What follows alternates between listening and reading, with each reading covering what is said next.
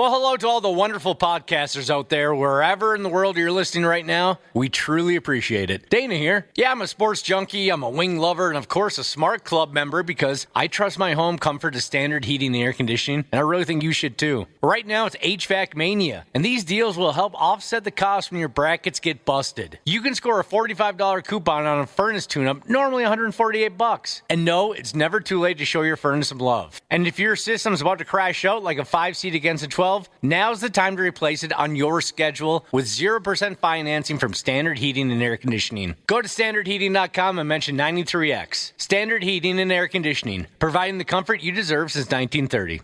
The 93X Half-Assed Morning Show. 93.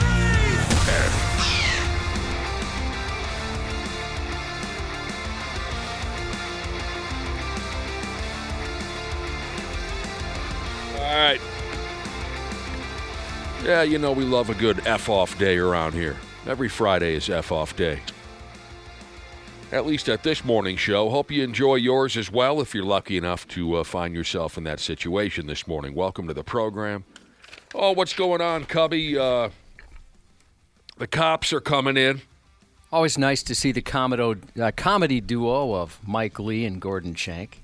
Yeah, our two State Patrol friends are going to stop by, Gordo and Mikey. They like to sit around once in a while and grab ass with us. We trade some laughs back and forth, but they also usually have some kind of a message or a warning or something up their sleeve. What's the deal today? Are they sending out the drones this weekend to crack down on marijuana use or something like that? Do you know their mission? Well, marijuana is legal. Oh. Not behind the wheel. I don't know. They told me, yet I instantaneously forgot. I was just excited to come. It might be a recruitment campaign. It could be one of those heat enforcement campaigns. And you know how I am. They told you. You tuned them smooth out. Yeah, I just said, yeah, whatever you want. Come on in. I'm like a cheating spouse. I delete my texts every night before bed. I like to start with, inbox zero. Is that right? Yeah, That's such an odd habit. That was weird yesterday. I think it was yesterday. You showed me a funny text message exchange between you and your daughter, and I noticed that was like the only messages you guys had, and I thought, gosh, he's so weird for deleting those. I have to. I don't know. It's a compulsion of mine. Yeah, it's an OCD thing. Wow. Absolutely. Yeah, I have to start zero on everything. Every day you clean out all your text messages, and you're a popular guy. I imagine you get 8 or 10 text messages a day. No. You clean them smooth out, so when you wake up in the morning, it says zero. And then people are mean to me about this because they know it causes me great anxiety. Oh. And they dump. Both the brother and sisterhood and our boss will every once in a while send me screenshots with like 1,000 unread messages and stuff like that. Yeah, I'm notorious for doing that. Huh. So I want to help them go through it, and let's parse this and put it. We'll put it in folders. We'll get back to people. We'll delete the thing. We'll unsubscribe from stuff. I would love if you did that for me. I have, like right now, I have over 33,000 unread emails. And it's just too far gone at this point, Josh, and I can't delete all of them because there's probably an email that I need somewhere in there. I'm exhausted. How many years did that take to accumulate? Maybe 5. Wow. My wife will sit there and unread emails? She'll spend so much time just deleting mailing list emails and stuff like that she gets. Boy, I wonder how many I have because I never look at the emails. So how many do you think I have sitting around? You probably have a decent amount, yeah. Oh, I would think so. You don't check your work email very often. No, not unless there's a task we have to perform, you know, where you have to, I don't know if anyone follows this. Every once in a while we have to take some kind of a sexual harassment course or something. I pass every time. Yeah, you do. That's really interesting. So you wipe out all your text messages. See, I couldn't do that because there are some people who I want to remember some of the past messages they've sent me for future use. Like if someone sends me a text and says, "Don't forget about that funeral next month," right? I don't want to eliminate that. Or some people I've yet to enter their name into my phone, so I need that phone number there. Josh, I can stress you out even more if you want. How? What do you got now? Is it unread text messages? Yeah, I didn't realize I had that many, and this is embarrassing. I feel a lot of shame. I have 1,100 unread text messages. Well, how do you know? How do you know you have unread text messages? So if you go to like your home screen, that looks like this. You see, screen. where all your apps and yes, stuff is. I'm looking at it. So you know the app that you hit for messages. It has a little red bubble by that. Does that say anything? Oh, the red bubble. Yeah. I've never knew what that number meant. Well, there you go. It was just rating your looks things. for the day. Yeah. How good? Hey, read it to me. How good you looking today? What's your rating? It rates your attractiveness. Oh, on a scale of 1 to 10? Yeah. Okay, I'm looking at telephone calls. Oh, okay, sure. Missed calls. This is so cool. I never knew why there was a red bubble there with a number on it. Okay, I can't tell you anything about text messages, but I can tell you that I currently have. Okay, what does the red bubble with the number on it next to my telephone gimmick mean? Yeah, that's how many missed calls you have. Missed calls. Or I guess, or voicemails. It's a combination. Oh, okay. I have 151 unheard calls or something. I have 407. Yeah. Unreal. You win again. It's really bad. I like I said, I'm just too far gone at this point. I'm not going to go through all that.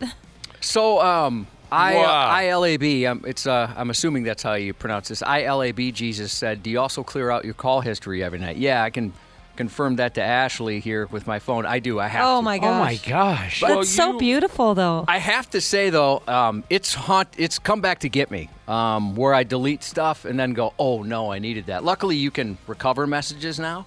That's happened a couple times where somebody might have sent me something I had to do and I completely spaced it. You have reached a level of obsessive compulsive disorder that I haven't experienced yet, and I find myself to be quite addled by OCD. But you've reached a. How did Papa Roach used to say it in that hit single? Higher level? That's not how they said it. Oh, I can't be that cool. Yes, higher level. Like Papa Roach said in that hit single, you've taken it to a higher level.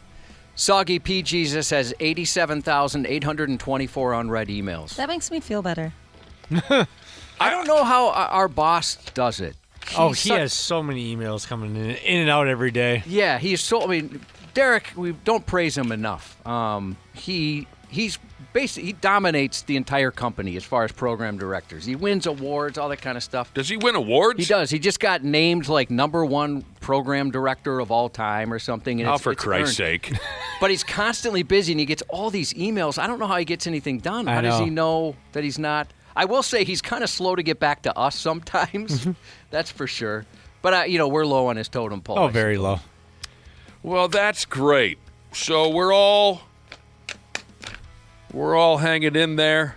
Some of us have thousands of unread messages. Some of us have 0 unread messages. Armored Car Jesus, OMG. I'm sorry?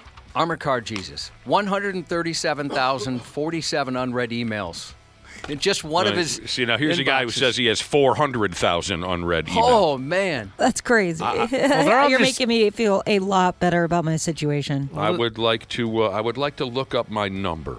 I assume they're all just spam. You can just batch delete them all. Probably. I drive a I have Hyundai. important ones in there somewhere. a new high, 103. Oh, no, sorry. Our current high is 400,000 unread emails. Yeah. If you can top that, we're at 651-989-9393. Make it up if you have to.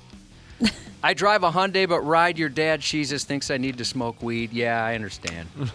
I mean, You're wound too tight. a little bit. I just like everything to be organized in its place. I mean, like I even face groceries when I put them away or in the fridge and stuff like that. What kind of groceries are face groceries? Well, I face them, meaning I make sure that the labels are up front and everything's kind of in order. That when you Yeah, put it in the that's- cabinet? That's pleasing. yeah, wherever. Yeah, wherever. when you- I when mean, you- I worked at a grocery store, so maybe that Maybe that has something to do with it. That definitely has something to do with it. I like to do that on like the little conveyor belt they have at the grocery store. New winner, 17 billion unread Oh, messages. my goodness. Jeez. 17 billion. That's box tossing, Jesus. That is one popular son of a bitch right kidding. there.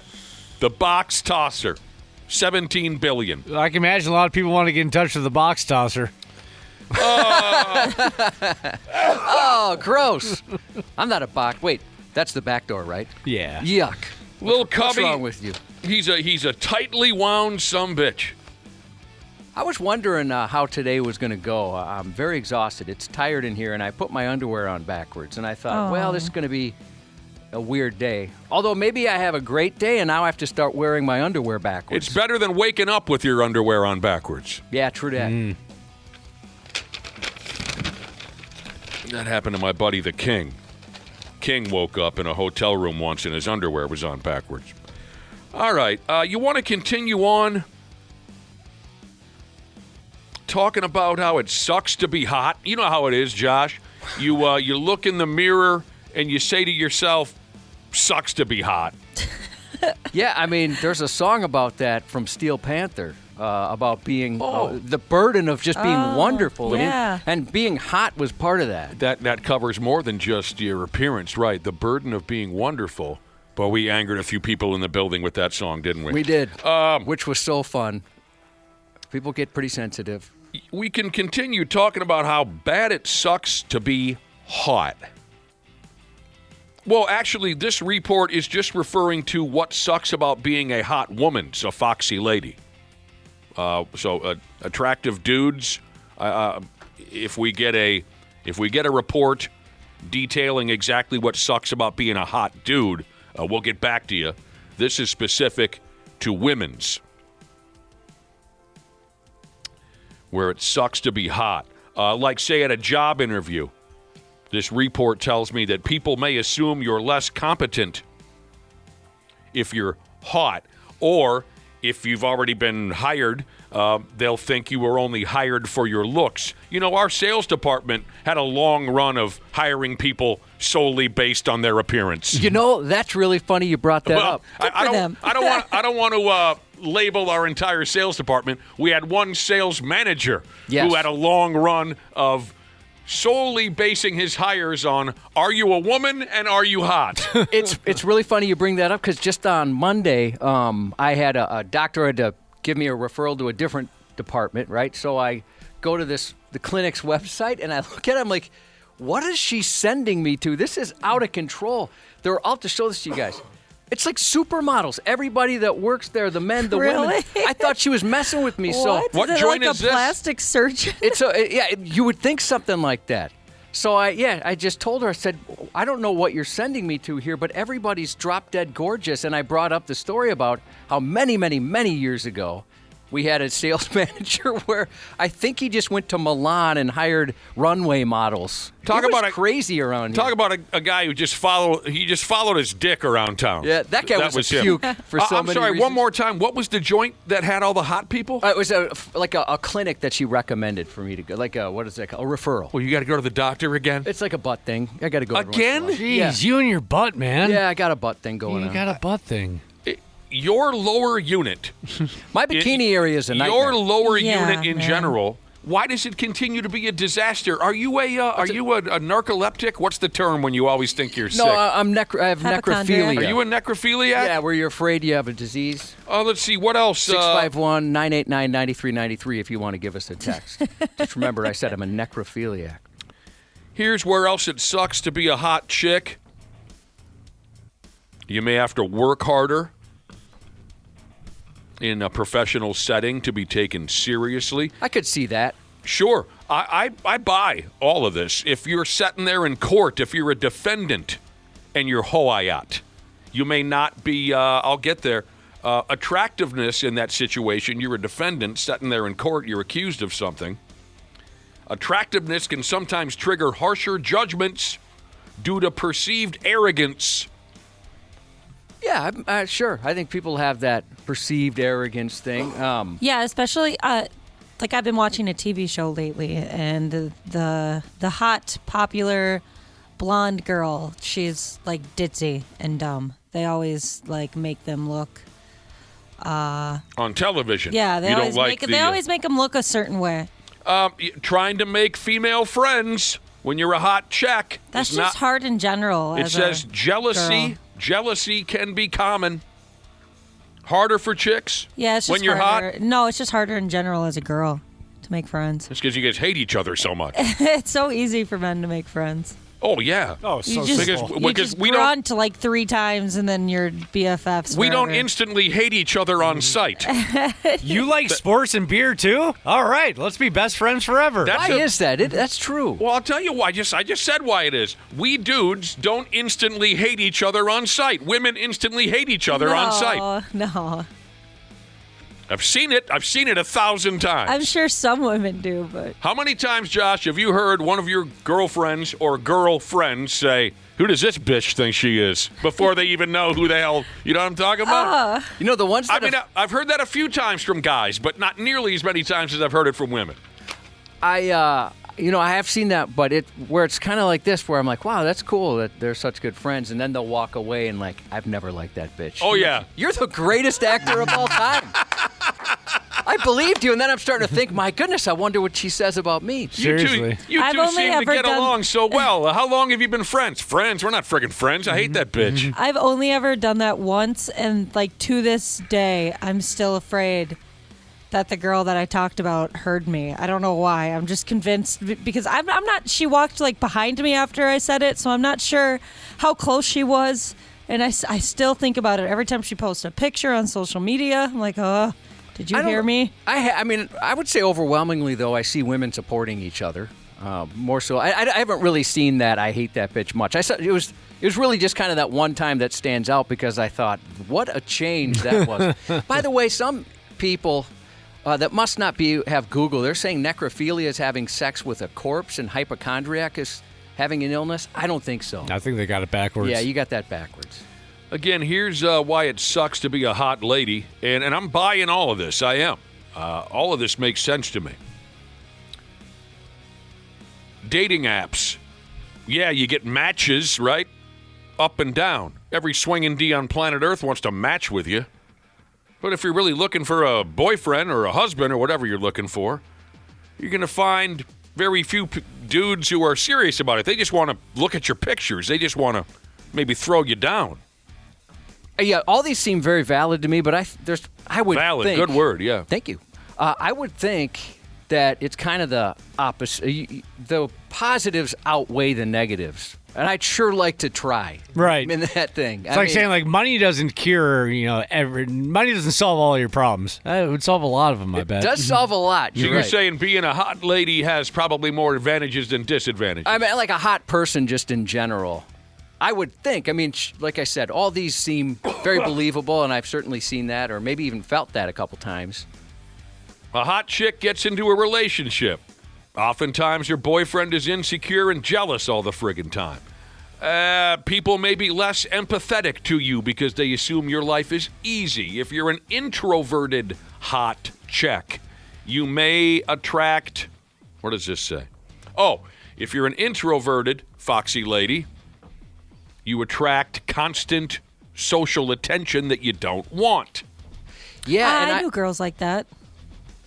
What, they didn't want the attention? Yeah, especially I'm thinking of one of my really good friends growing up. She had like the most amazing boobs I've ever seen. They're perfect, but she didn't like attention, so she never showed them off. Nobody ever knew. I knew, but nobody else ever knew. If you are a foxy lady and you're just out in public, random public interactions, you get more unwanted comments from douchebags. You get people who stare. Oh my God, starers. That's not scary at all. If you're an authority figure, people don't take you seriously.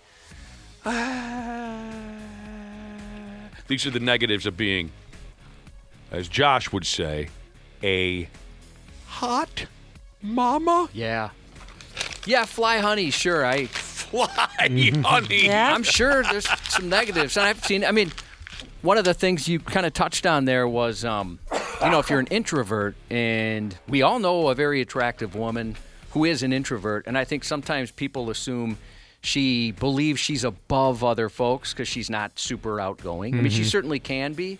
Who's this bitch? But that's not the case at all. I mean, We all know this lady? Yeah, she's awesome. She's awesome, but I know she's very hot. Yeah, she's mentioned before because she's not super outgoing. I mean, she'll talk to anybody that wants to talk to her. Who is this? It's a human being, a person that we all know. Write it down for me. All right. Do we work with her? I think I know who it is. No, we don't. Do we know her? Do any of us know her carnally? I don't know. I don't. Is she a necrophiliac like you? No, she doesn't worry she's sick. By the, She can you doesn't- hit that sarcasm horn? She doesn't always think that she's sick like you do? Yeah, she told me that. Why are we hitting the sarcasm horn? Oh, about the necrophilia thing. Here you go. So this is a hot lady that we all know. Yeah, and she mentioned that she kind of gets a reputation sometimes because she's not super outgoing. She gets a reputation for being snobby because she's not terribly out. Because she's attractive, so people assume, well, she must think she's better than the rest of us. Okay, I'm looking at the name. Oh, she's not that attractive. Oh my gosh. Oh. Brutal. That's so I'm mean. joking you friggin' people. Come on. She's very attractive. 10 Very. 10. Very. Yeah, she has. I'll agree with you, Josh. Now that all the fun and games are over, I'll agree with you. She's very pretty. Not the most outgoing gal in the world. And yeah, I bet you there are. Well, now that you bring her up, not out loud, but now that I'm aware of who you're referring to, one night she and I went out together, and we ran into a mutual girlfriend of mine. Does that make sense? Why did I use the word mutual? Because it wasn't mutual. Yeah, I mean, Let me start that over again. that's a totally different story. She and this gal you're referring to, Josh, this hot lady that you're referring to, she and I went out one night, and we ran into a girlfriend of mine. Delete the word mutual. Doesn't make any sense in this conversation. We ran into a girlfriend of mine. And the girlfriend of mine watched us from a distance for a stretch of time. Hot chick that Josh is referring to gets up to go take a dump or something. And this girlfriend of mine walks up to me and said, "Who's that broad?" Broad? Yeah. I'd be Now- like, are you 70? What? Okay? And that type of language wasn't normally how this girlfriend of mine came off. But she used that type of language and that type of attitude because I was sitting with this very attractive woman. So there's a direct example, Josh, of where our friend, Hotsy Totsy, was not treated very fairly. Yeah, it happens. I mean, she's just content being a part of stuff and doesn't need to be the center of attention. So I think sometimes folks read that wrong. So there you go. We got your back, hot ladies. If you need a shoulder, here I am. Yeah. We're here to support you. Yeah, we're pro hot women on this show. And all women. Brad Ryder. Nah, just the hot ones, Dana. Oh, God. Brad Ryder and Randy Shaver will be joining us a little bit later. We got plenty to talk about there. That'll be at 7:30. And like we mentioned earlier, we look forward to seeing our cop cucks in studio this morning. Our cop pals, Gordo and Mikey. What else is going on? Well, we covered my underwear. We covered all the trials and tribulations of being a very attractive person. That ought to do it. Yeah. That ought to do it for openers on an F-off day. What else do you need? Yeah. Stupid news? We can do that when we come back. We'll take a commercial break and cut loose with the stupid news. Half-assed morning show. 93X. Well, hello to all the wonderful podcasters out there, wherever in the world you're listening right now. We truly appreciate it. Dana here. Yeah, I'm a sports junkie, I'm a wing lover, and of course a smart club member because I trust my home comfort to standard heating and air conditioning, and I really think you should too. Right now it's HVAC Mania, and these deals will help offset the cost when your brackets get busted. You can score a $45 coupon on a furnace tune-up, normally $148. And no, it's never too late to show your furnace some love. And if your system's about to crash out like a 5-seat against a 12, 2012, now's the time to replace it on your schedule with 0% financing from Standard Heating and Air Conditioning. Go to standardheating.com and mention 93X. Standard Heating and Air Conditioning, providing the comfort you deserve since 1930.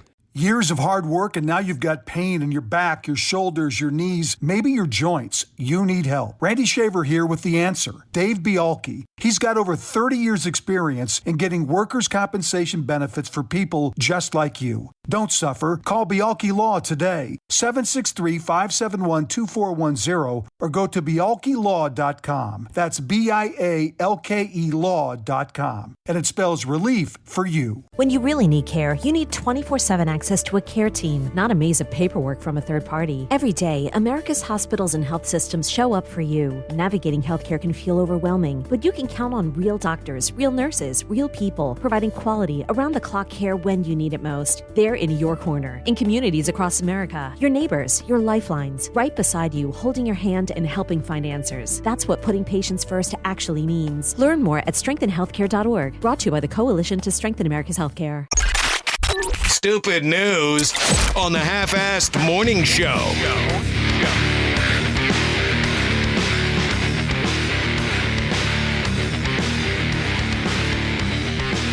All right. There are all types out there. Aren't there, Cubby? You know it. All types.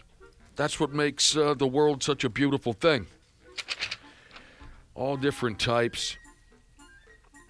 Well, you know, there are the type that really enjoys getting drunk, high, maybe both. But then there are also types who I think are just simply on a slow, bizarre suicide mission. A sorry bastard in Northern California crashed his motor vehicle a few days ago. He did.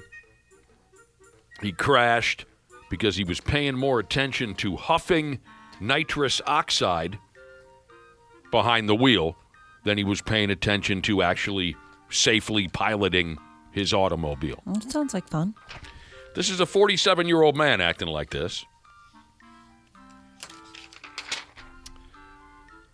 The story doesn't include the feller's name, and I'm going to guess that's because he couldn't come up with it.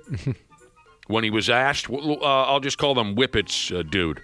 You know, I don't want to make light of someone who may have a problem here, but I like the fact that Whippets, that term, has come in today's stupid news. I haven't, since high school, I've barely heard of Whippets. Isn't that fun? It's a fun little word. Yeah. The act itself. It sounds like it would be a lot more fun. There is than some it whimsy in Whippets, isn't there, Yeah, Ashley? It does sound absolutely. fun. Especially if you whip it good. Real good. That's the only way. Just don't whip it in public. Devo, 1981. So, I as you know, I've never done really any drug at all.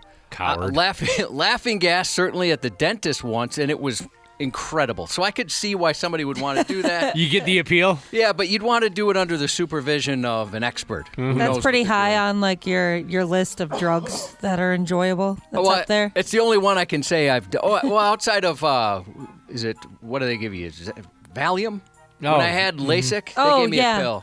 Did they just give you one? Yeah, just one. That's so funny. When I went to get my LASIK done, they came in and gave me one, and they're like, "All right, well, we'll be back." And they came in, and they're like, "How you doing?" And I was like, "I don't feel anything." So they gave me another one. They did that 2 more times, and then they were like, You "All went right." 4? They were like, "This is the most we can give you at this point." And I was like, "All right." I was like, "I don't really feel much," but then I stood up out of the comfy chair they had me in, and I was like, "Oh, this is going to be fun. I am crazy high." Yeah, I didn't feel high. I just kind of felt, I had a feeling of, I don't care what happens to my body. That's about it. But yeah, I didn't feel high at all. But that laughing gas, that's one of the best I've ever felt my entire life. I've never had it. They just give me like, if I've ever had anything done, they've just numbed me up. But I've never gotten a cavity. So I don't, what do they give that to you for? Heroin. What the hell are we talking about? Laughing gas. What kind of? I think it was when I had my wisdom teeth pulled. Yeah. No, they gave me like they gave me IV stuff when I had my wisdom teeth taken out. I enjoyed my laughing gas experience when I had my wisdom teeth kicked out of my skull. Also, whatever they shot me up with when I had my lung operation was terrific stuff. I don't know if I've ever shared this little fact with you, but when they filled me full of drugs when I had a collapsed lung, I wrote the song "Riders on the Storm" and I sold it to the Doors.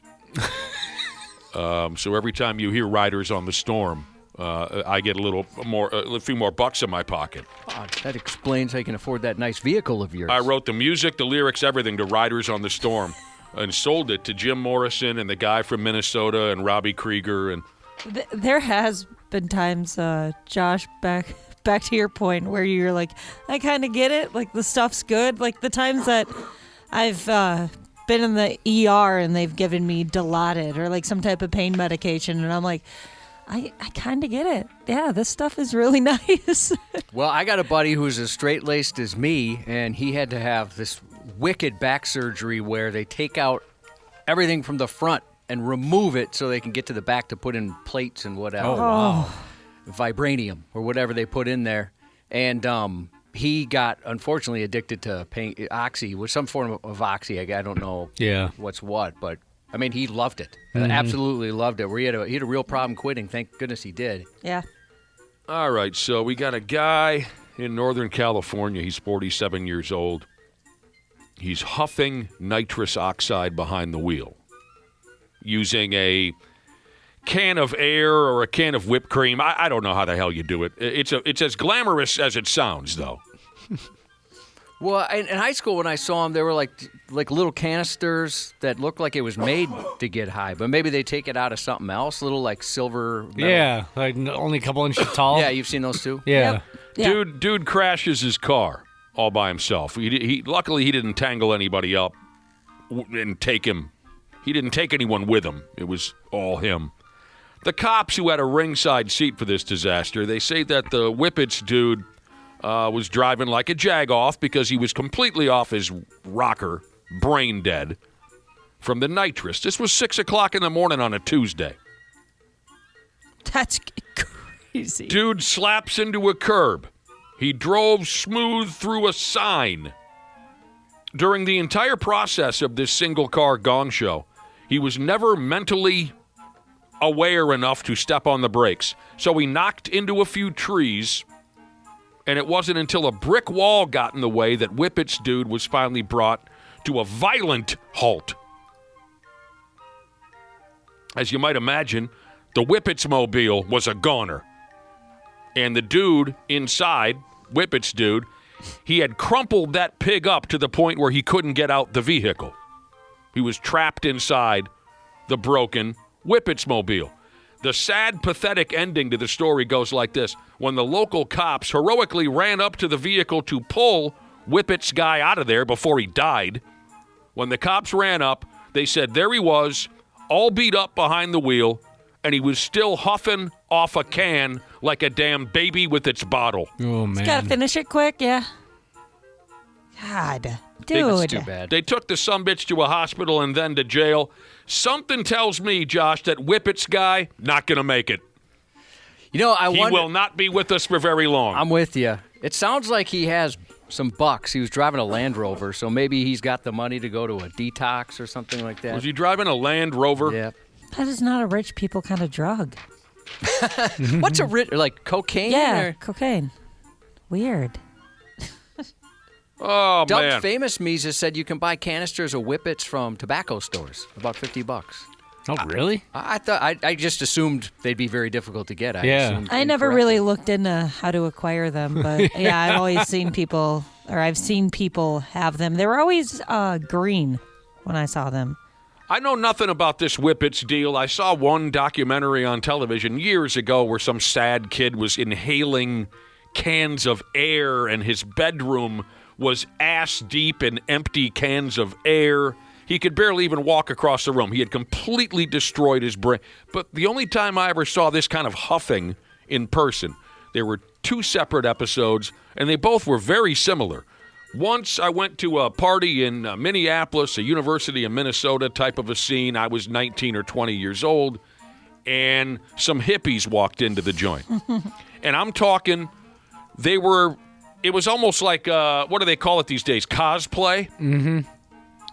They dressed as if it was 1969 and looked like it was every guy, beard down to his nipples. All of them had extraordinarily long hair. The women had sheer outfits on where you could see their boobs, bush, the whole works. Right?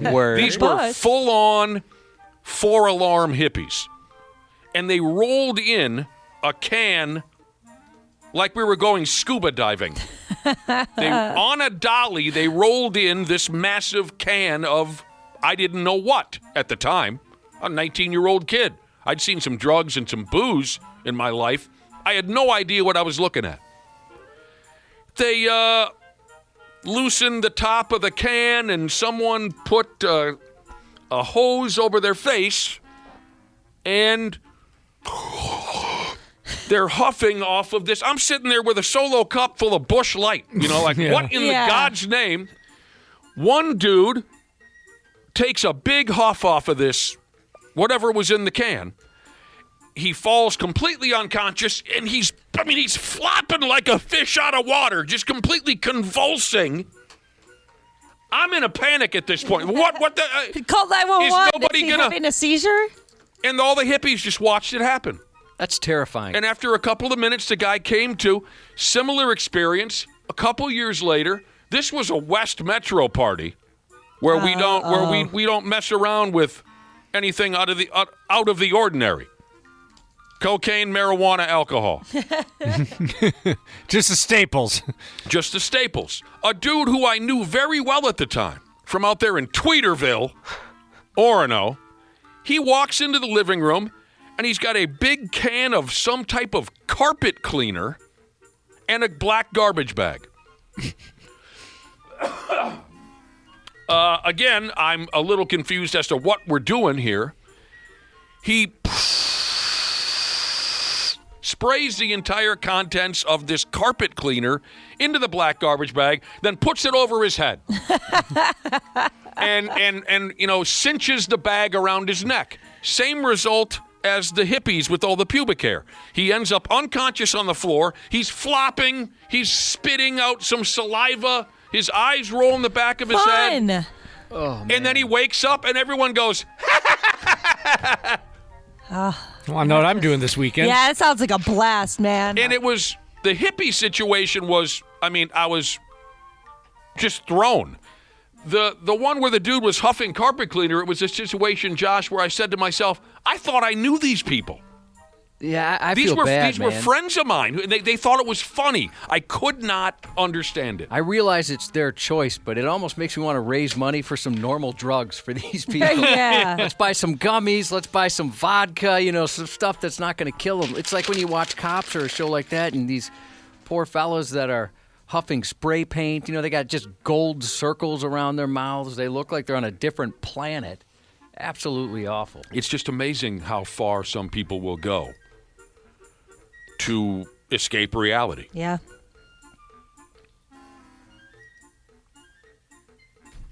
That dude who huffed the carpet cleaner, I'm happy to say he turned out to be a very, very successful person.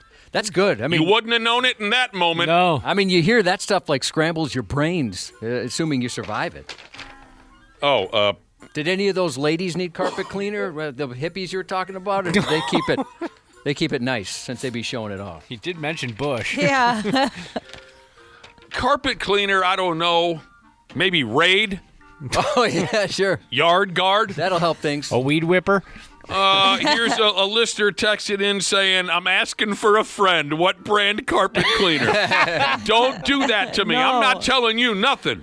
I'm afraid what you'll do. I'm not telling you a damn thing. Block. I'm blocking you. Oh, unblock. I just unblocked them.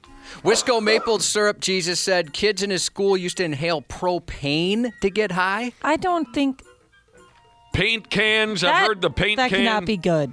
There was one dude I knew who would open up all the jars of paint. I don't know. I don't get it. Sniffing rubber cement? Yeah. Oh, actually, we did that in school. Yeah, definitely. That was a big thing. I was a glue eater, too. Were you? Of course you were. Now, of all the ways to get yourself in trouble with the law, this could be the strangest you'll hear all day. I know we just had a Whippets guy crash his car, but we're all very familiar with the Whippets thing and the huffing thing. A 25-year-old kid out there in Los Angeles, he's got to go ahead and check into jail for the next 45 days because he gave a bird alcohol at the park. Can you even picture that? They're homies. A grown person... Homies. A grown person taking their bottle of hooch and gently pouring it into the beak of a bird. Well, did the bird want it? Did we ask the bird? I would think I was seeing things if I witnessed something like that. Oh, wow. I think I'd walk up to that individual and say, I think I would have to say, dude, are you drinking with a bird? Better than drinking alone. And then I would sit down with them and drink with them because that is so cool. None of the rest of you seem to be as thrown as I am. Did you hear what I said? A guy got arrested for drinking excited. with a bird. I'm very excited about it. You're excited about it. Yeah. So the kid's name goes like this. Cesar, followed by Gustavo, then Diaz. He was caught on video drinking with the bird. A hawk, to be specific, which is... That's even cooler. Yeah, I wouldn't Sorry, mind it is. having a relationship with a hawk. Well, I mean, we'll keep it clean. They are a protected character out there in California, so that's a big part of why Caesar is going to jail. He's going to be crying himself to sleep for the next 45 days at the county jail. Animal cruelty, don't you know? That's the charge. So I'm guessing he just forced it to drink. Here's what happened, Ashley. Someone pointed a video camera at lonely Caesar while he was sitting on his ass doing nothing at the neighborhood park. A hawk sat down next to Caesar at one point or another. And poor Caesar, maybe because nobody had bothered to sit with him for a long time, Caesar decided he'd share some of his buzz balls with the bird. It's a buzzball. It makes it so much funnier. Yeah. And Did you watch the video? No. I haven't seen it, no. Oh, yeah. No. Josh and I both just learned about buzz balls a week or two ago. Yeah. They are some kind of cute little ready-to-drink cocktail. They're packaged in what they call here spherical containers. Somebody texted in and accurately described it as it looks like a Christmas ornament. Yeah, there you go. Yeah, with the, like the top of a beer can, but the rest of it looks like one of those Christmas balls. Dude, are you drinking with a bird? Oh my gosh, Josh, I didn't even know that the video says that he's just hanging out with his homie too. Yeah, I Hawk was loves just him saying some that. buzzball in one point, he says. It really does sound like Caesar's just one lonely dude. I think, from what I understand here, that Caesar tried to bring the hawk home with him after they drank together at the park, but the bird was like, hey, pal, I mean, just because I had a couple drinks with you doesn't mean you're going to get laid. I got bird stuff to go do. If Caesar survives jail, after that, he's got to sit through hours and hours of anti-animal cruelty classes where they show you videos of cat juggling and other unspeakable things. What movie The Jerk? What year? 1980. Caesar also isn't allowed to own or drink with a pet for the next 5 years. Drink with a pet. That would tear me up inside. I would not believe my eyes. I'd be so excited to see something like that.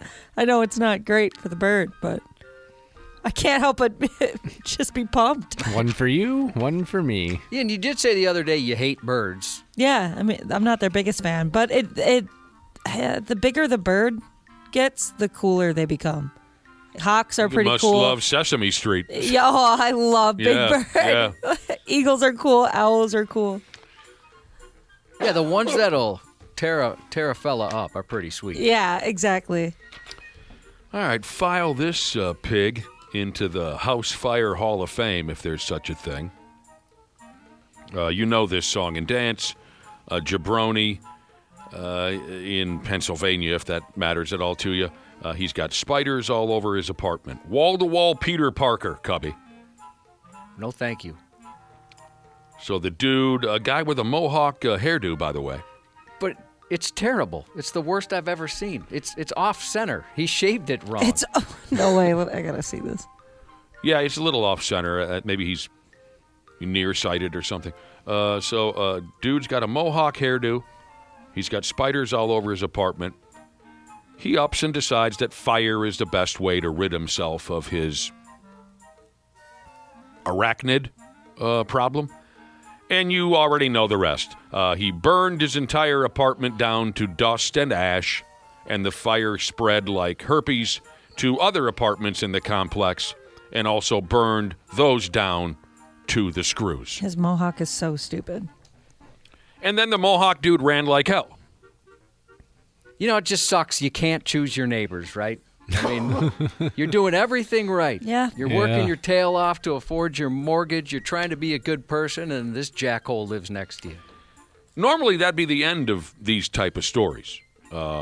Usually when these numbskull spider fires happen, it's a terrible accident. It's stupid people doing stupid things. But this here's a different vibe. There's more to the story. A witness, someone who lives in the same apartment complex, a witness told the cops that he'd seen the Mohawk dork lighting small fires inside his apartment earlier that day. Practicing?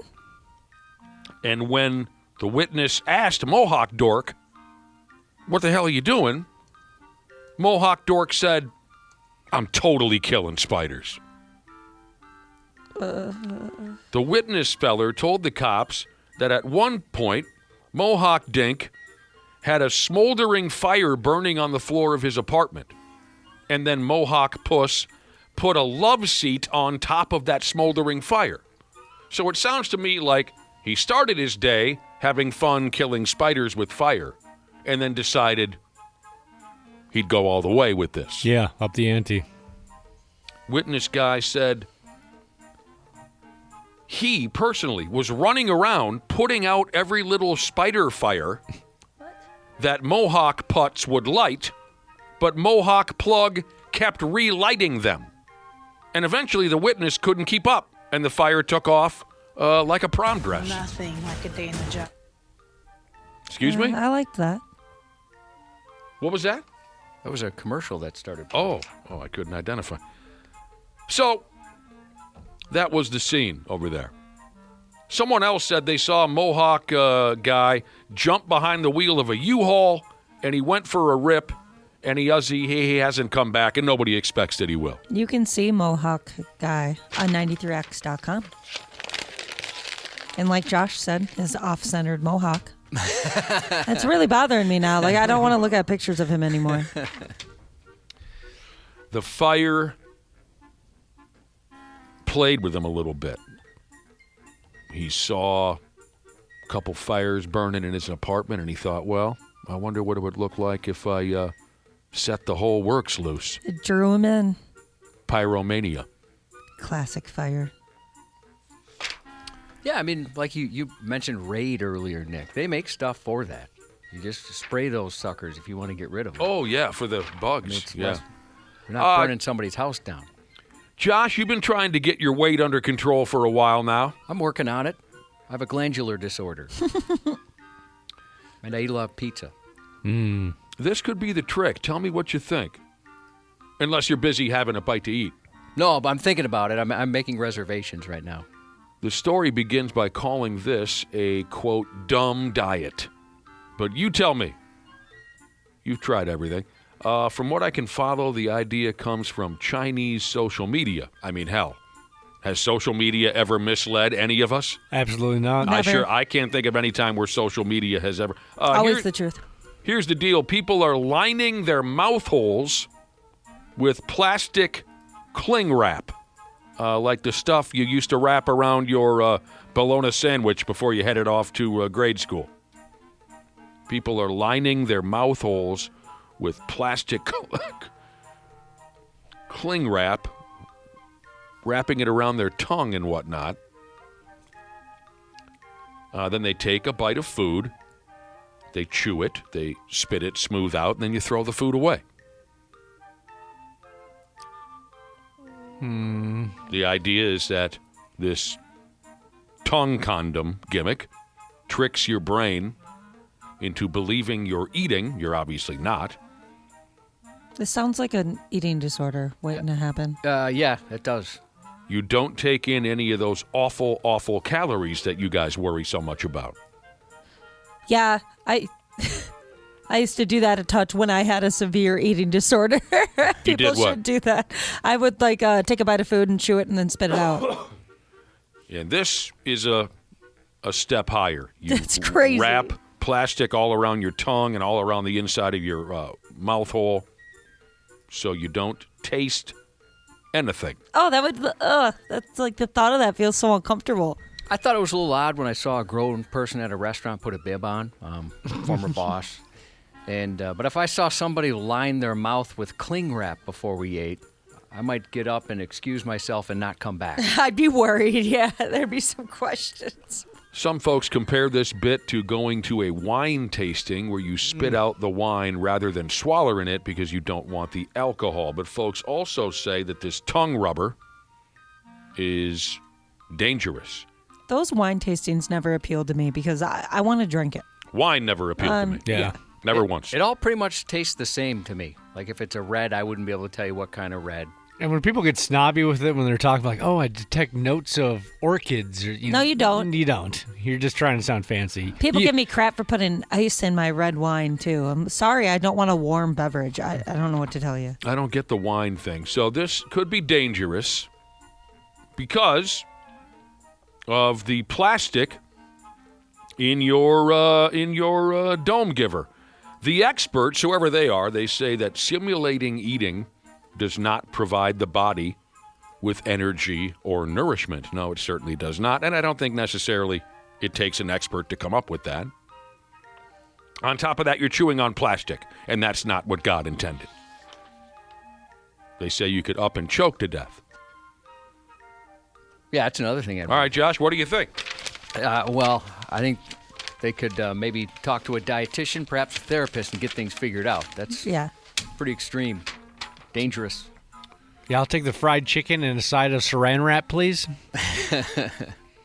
Actually, I'll take the saran wrap and a side of fried chicken, please. Yeah, there you go. You know, abs are made in the kitchen, Dave. They sure are. You taught me that. Yep, that's where they're made.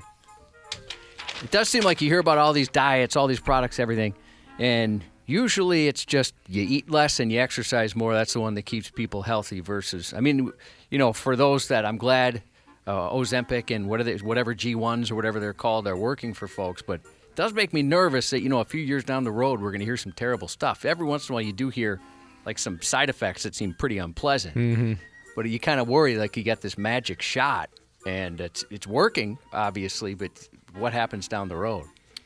What is a food that you just simply refuse, Josh, because your opinion is that it's just so friggin' bad for you? Oh, for that reason? Yeah, because it's just so fatty and so terrible and bad for you and all that. Boy, there's nothing I really refuse. I mean, I'll be aware of it. Think, well, maybe I shouldn't eat all this. Yeah, I can't think of anything. What about the rest of you? Ice cream. You just won't eat it? I mean, occasionally, but I am mindful of it because if I start having ice cream, then I want ice cream every single day. When the F did we get ice cream?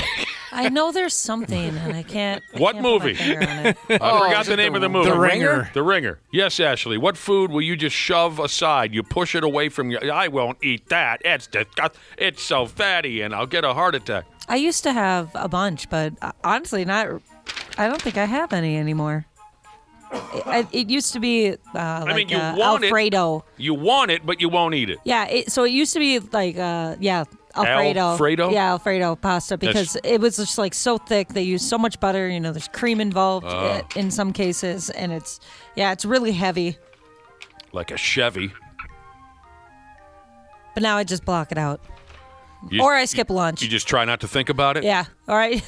Me and my husband sometimes, depending on what's for dinner, will pregame by not, that's what we call it, or prepare by not eating anything all day so that we can just eat a lot at dinner. That sounds kind of miserable. Nah, it goes by fast. We got a lot going on. If I'm not eating, no day goes by fast. What time do the two of you eat dinner?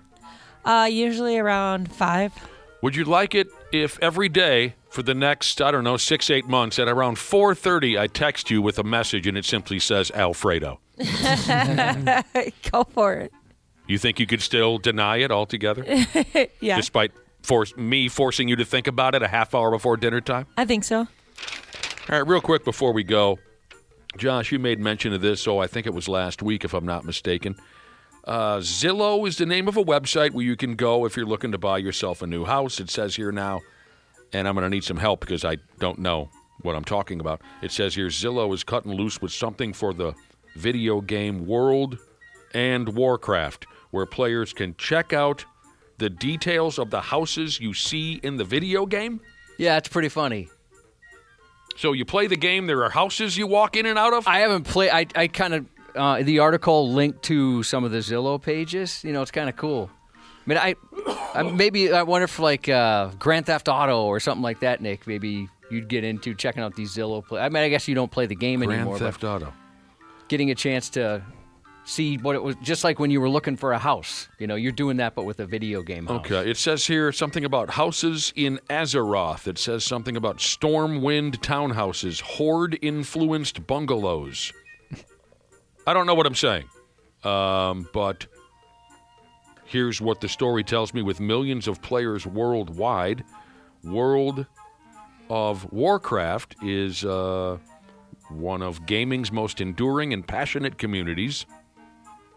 And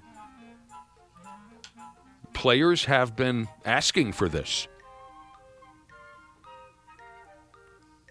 So you can walk through the game and go through fantasy houses.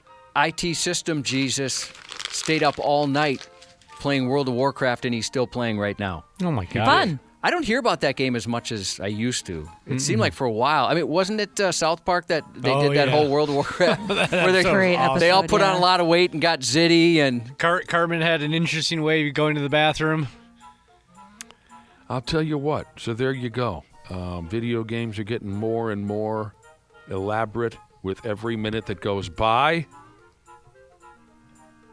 Seems like just yesterday, my brother and I were playing Pong, and it blew our friggin' minds. Some of those old games, and maybe this is stupid, it's an old guy talking, but seem to be the most fun for me. Just the simpler the concept. The more simple the concept, and the more simple the process, of course, makes it more fun for me. I can't play modern video games. My God, there's 17 different switches and buttons, and I have no chance. Yeah, so, the simpler the play, the more fun. Ashley and Danny, you could probably help me with the term, but like the open one where you open world? Yeah, the open world ones. So I don't have the mental power for that. Right, Yeah, you're not told where to go. Those are my absolute favorite kind of games, but my husband hates them because he can't do it either, Josh. Like he says it just takes too long. There's too much.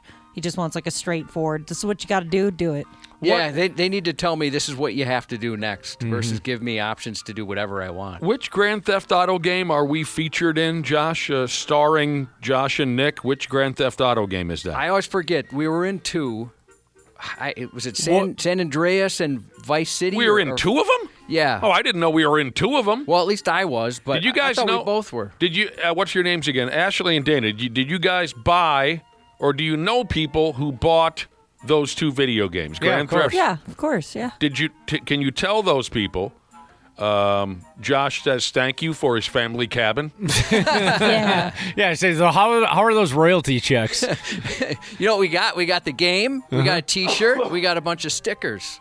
Hey. It's Wow. cool enough for me. Worth it. And we each made $500,000. A week. Sports on the 93X Half-Assed Morning Show. Minnesota High School hockey. Adina taking on Wayzata right here. Bode McConnell with the puck, hits it off the wall and crawls up the net, and McConnell comes back to put it in for the goal. Take another look at it right there. One of 3 goals for McConnell as Adina wins it 3-1. Good old Minnesota hockey. Sports Center mangled the name of my hometown and the finest town in all the land, Wayzata.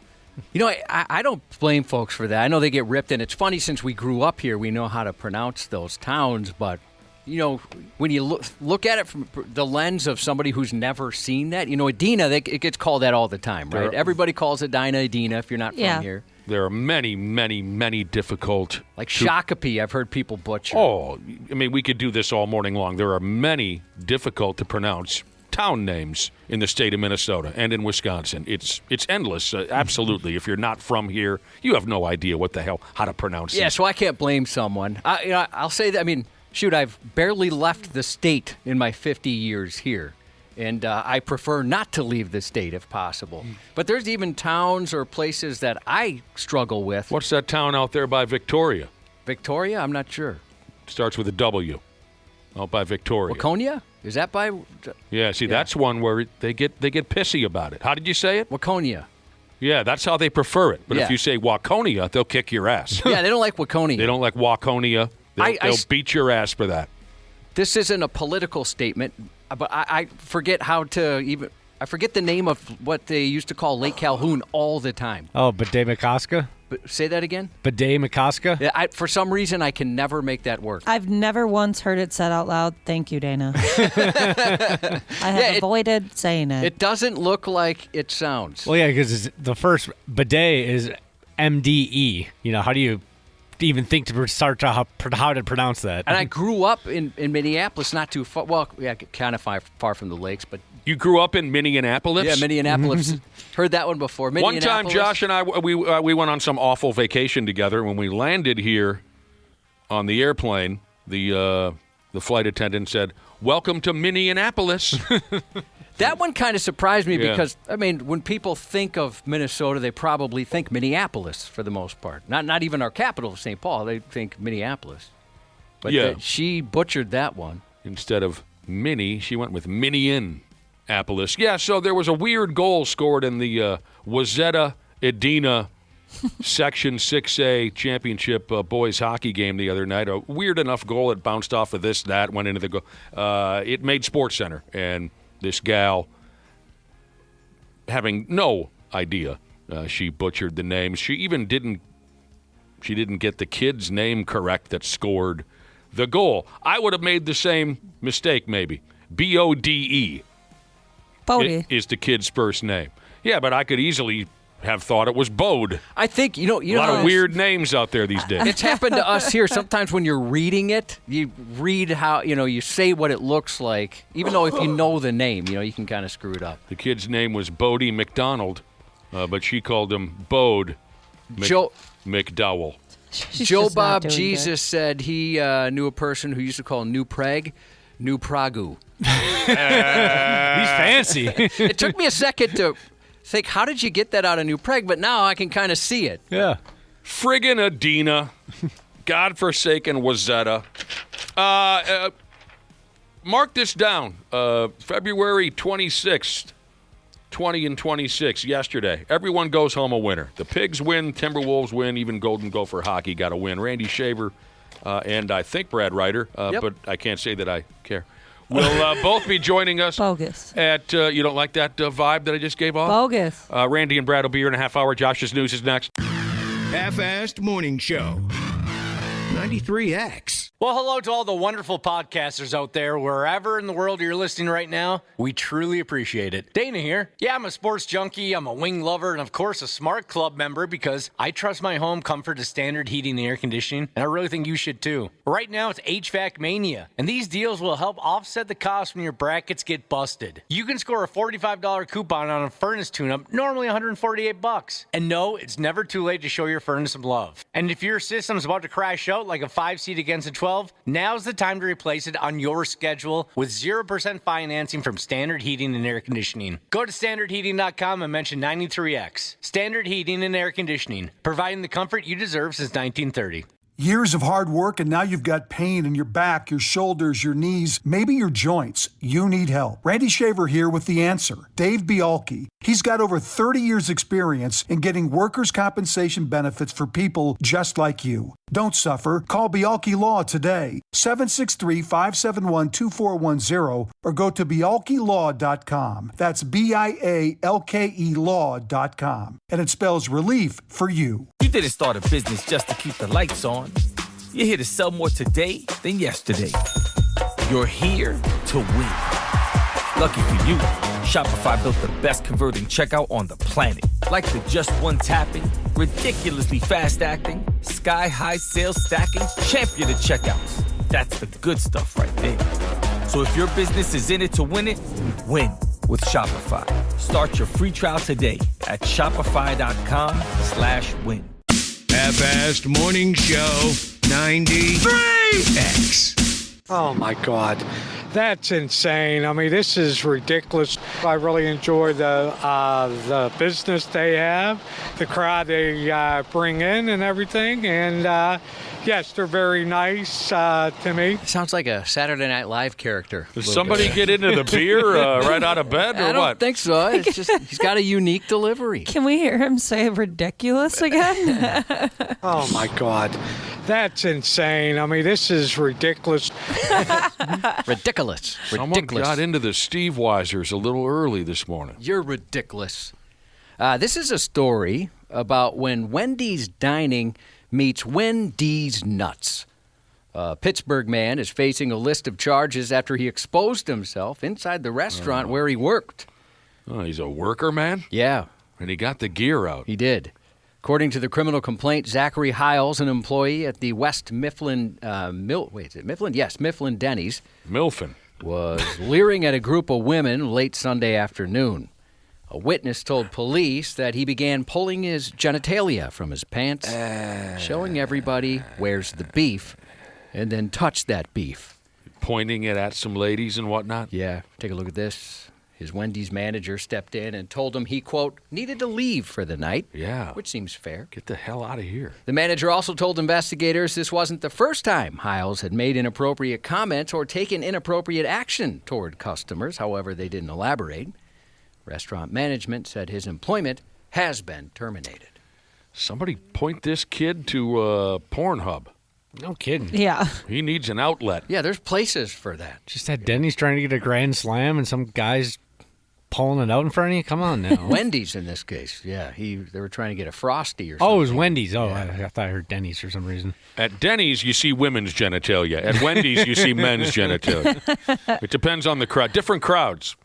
A 19-year-old pervert was arrested after he set up a camera to try and film people inside a local YMCA shower. Anoka County Sheriff's deputies were called to the Y in Andover last week after a woman discovered a hidden camera positioned to record people in the shower. I didn't know people worked out in Andover. I guess so, yeah. Well, technically, this was after swimming, if that makes a difference to you. You know what? That sucks because that one is like really, really nice. Well, they've swept it for cameras at this point. Okay, that's good. I thought the top activity in Andover was tobacco spitting contests and things like that. They have a gym in Andover with a pool? Yeah, with a pool in it. That's just the neighborhood bathtub. Oh, Yeah. Oh, God. Everybody's goes in their bath. The rest are making meth? Yeah. She had come to the facility to go swimming with her infant child and her two nieces. While waiting for a shower to open up in the family locker room, she saw a man step out. That's when she decided to go in. When she finished, something caught her attention. She noticed a brown notebook with a pen propped against a wall, angled toward the stall she had just used. Court documents state she found the camera attached to the pen along with an SD card. She picked it up and called authorities. Deputies later spoke with the 19-year-old. He said he purchased the camera pen a few days ago and had been bringing it to the YMCA every day since. He told deputies he set up the cameras to try and obtain videos of women changing and showering, but denied any interest in filming children. Yeah, that's like I said, that one is really, really nice. And I was just looking at swimming lessons for my 6-month-old at that YMCA. I mean, you guys made jokes, but it's like bougie there. They have really nice ice rinks. They have like, ice rinks at a Y? Yeah, Is that common? I've never seen it before, but We've got one by us. I wonder if it has ice rinks. yeah, they've got like an ice cream shop. That place is sweet. Wait, your kid's 6 months old and he doesn't know how to swim yet? And he I needs know. lessons? He's behind. My God. I've been to that ice cream shop in Andover. My favorite flavor would be Skoal. You got that? They've got Skoal, Copenhagen, Grizzly, Hawken, Kodiak, and Stoker's. Bubblegum.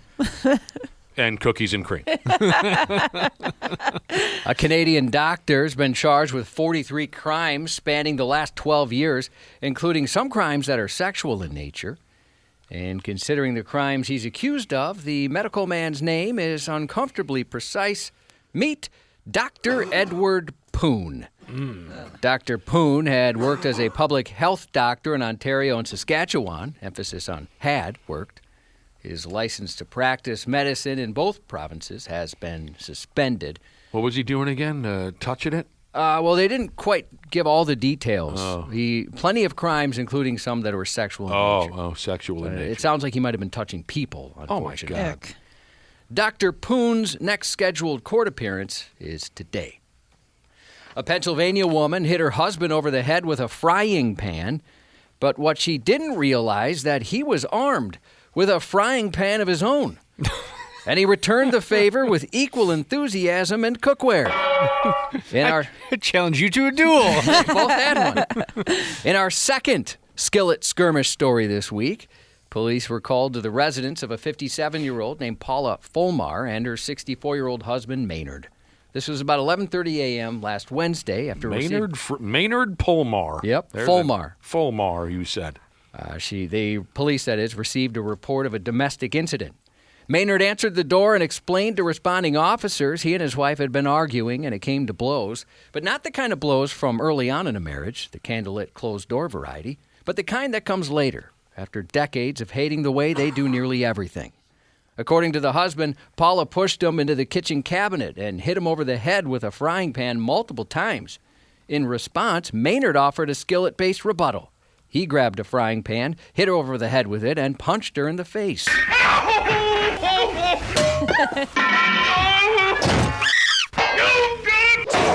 Audio of the confrontation there.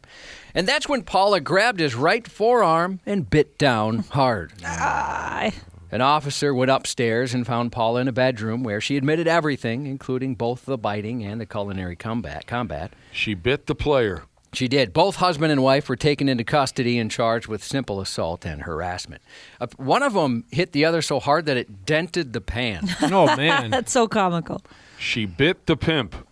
A Brazilian man who was savagely attacked by two large dogs says he's only alive thanks to an explosion in his pants. Well, having your phone explode in your pants pocket is almost never a good thing. Really? In very specific situations, some luck powered by lithium can literally be a lifesaver. Case in point, this bizarre story from Brazil.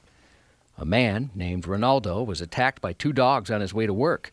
A car mechanic by trade, Ronaldo was walking to his workplace earlier this month when he was intercepted by two large, vicious dogs. That's terrifying. You're just trying to go to work, and next thing you know, you have to run for your life. Yes, and before he could even realize the kind of danger he was in, he was fending off the vicious canines and fighting for his life. One of them went for my throat. I hit it, but then it tried to bite my leg, and it only caught the phone in my pocket, and the battery exploded. Oh, wow, that is really lucky. Oops, sorry. I turned my microphone off mid-sentence. That is extraordinarily lucky. So the dog caused the phone to explode. Yeah, by biting into it. F me. It was dangerous, but it saved me. It was bizarre, Ronaldo recalled. The phone was only 20 days old, but it saved my life, he said. The phone explosion burned through the mechanic's shorts and caused burns to his leg, but the sudden pocket detonation startled the aggressive dogs, buying Ronaldo precious seconds to escape and call police. Who's the wonderful neighbor there that has obviously spent a great deal of time training their dogs? Well, you know what? They got off easy. Despite the life-threatening ordeal, the Brazilian man decided not to press charges against the dog's owner because he said they apologized to him for the incident and they were great. What? No, it's going to take more than that. Your dogs tried to kill me. Come on. He said they went for his throat. Yes. Those dogs should not be out and about. Friggin' Ronaldo. Ronaldo said they were so kind and they agreed to cover the costs of medical treatment and the damaged smartphone. Oh, I'm taking those sumbitches to the cleaners. They're going to be on Skid Row buddy. by the time I'm done with them. Skid Row, Cubby. Police in Georgia are asking hungover parents to make sure they haven't accidentally packed booze in their kids' lunches after homeroom became happy hour this week when a child showed up to school with a canned martini stuffed in their lunchbox. Nothing wrong with a little eye-opener once and again. Josh, you're a parent. How old is old enough for a kid to drink at school? As soon as they're old enough to talk. You know, that way they can say they want more. You know, Those are usually like 12%ers too. Yeah, I'll get to that here. 11% is what this is. So you're right there. What kind of hooch is this? It was a martini, a canned martini. The South Fulton Police Department released a photo of what appears to be a normal school lunch, but on closer inspection... I'm sorry, I keep missing my button here. I'm sorry, Josh. I kind of, you're toggling back and forth, and sometimes I do the same thing.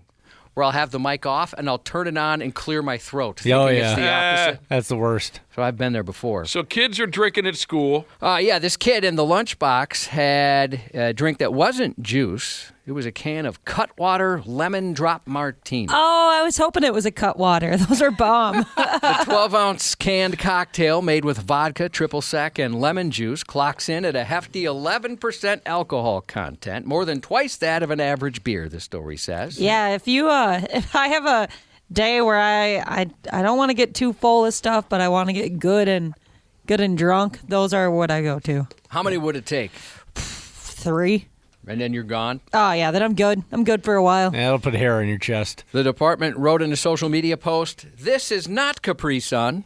That is not apple juice. That is a whole parent had a long night starter pack," police added, urging parents to, quote, tighten up. "We know mornings can be hectic, but your child shouldn't be the one in cafeterias with a beverage which requires an ID," they said. Officers are now reminding parents to double-check lunch boxes before Fulton County Schools resource officers have to do inventory at recess. Just when you thought it was safe to answer the phone, it's not. A brand new ghost face is slicing into Sidney Prescott's Fresh Start, and this time it's personal.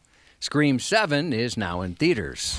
Is that same actress? What's her name again? Neve Campbell? Yep, same lady. You know, Christ, she's 56 years old. She's still getting chased around by this character. That's an exhausting life. They hate her. Well, Jamie She Lee needs to move Curtis to a is still different getting chased country. around by Michael Myers. They should start a support group. No kidding. Ghostface might keep his mask on for this one to hide his identity, just to avoid the embarrassment, because the real bloodbath is happening on RottenTomatoes.com, where reviews have been The Real Horror Show. Since it just came out, it might change, but Scream 7 currently has the lowest Rotten Tomato score of the franchise at 38%. I've got a buddy who loves Scream more than anybody, and he texted me after he saw it last night and said he left the theater visibly angry at how bad it was. Yeah, well, here's a few examples of reviews gutting the 7th film in the franchise. "The worst Scream movie yet is shockingly terrible. The horror franchise's worst movie in 30 years. Dull for the first half, confusing in the second, utterly preposterous and entirely inconsequential, a horror without brains, wit, and imagination." Wow, that guy's smart. And finally, "I scream, you scream, we all scream, but Scream 7 is an uninspired bore." Double D Jesus said that she saw Scream 7 last night, and she said as long as you see it with low expectations, you're good. She said it's fine, it's fun. But currently it has the lowest rating on the movie review site, Rotten Tomatoes. Of all the Scream movies. Oh. So there's certainly worse. But I checked again this morning. 38% is where it was before the show. But, you know, the the popcorn meter, which that's the one I pay attention to more because it's people that don't use utterly preposterous and inconsequential to sound smart, you know, just regular folks like the rest of us. That's what I pay attention to. That's like at 70-some%, you know, for people that just enjoy going to movies and aren't reviewing them. Is there any way, Dana, your guy Vin Diesel can release a movie and save face for Scream? Well, Adam Sandler, he has a history of that, yeah, too. He's terrible. He's made some movies that have been pretty low on that tomato meter. On the streaming side this weekend, Sunday on CBS and Paramount Plus, the series premiere of the Yellowstone spinoff Marshals, which has Luke Grimes returning as Casey Dutton. After he joins an elite unit of U.S. Marshals, he reunites with an old Navy SEAL teammate to hunt down a bomber targeting the Broken Rock Reservation. The second season premiere of Monarch Legacy of Monsters is now available on Apple TV, and crossing the finish line this weekend on Netflix, Season 8 of Formula One Drive to Survive by the racing legend Mario Andretti turns 86 tomorrow. Our best school busing Kai Jesus and family, they lost their aunt to cancer on Wednesday. We were very sorry to read that this morning. Shout out to Clinton, Arkansas, Fuel Holland Jesus from Peterbilt Jesus. Happy belated birthday to FBO Holland Jesus. Vegas G is no longer saying birthday. He's saying level from now on, so he's at level 29 today. Happy level to you, Vegas G. Some bitch is only 29. Dragon Master Jesus turns 72 on Sunday. Hope it's a great one. And show your boobs, win a balloon, Jesus. I love it. Text in a happy birthday to his fly honey of a wife celebrating the 7th anniversary of her 29th birthday, and that's 93X News.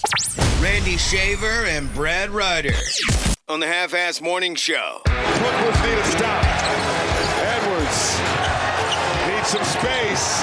Edwards, top three. Cash!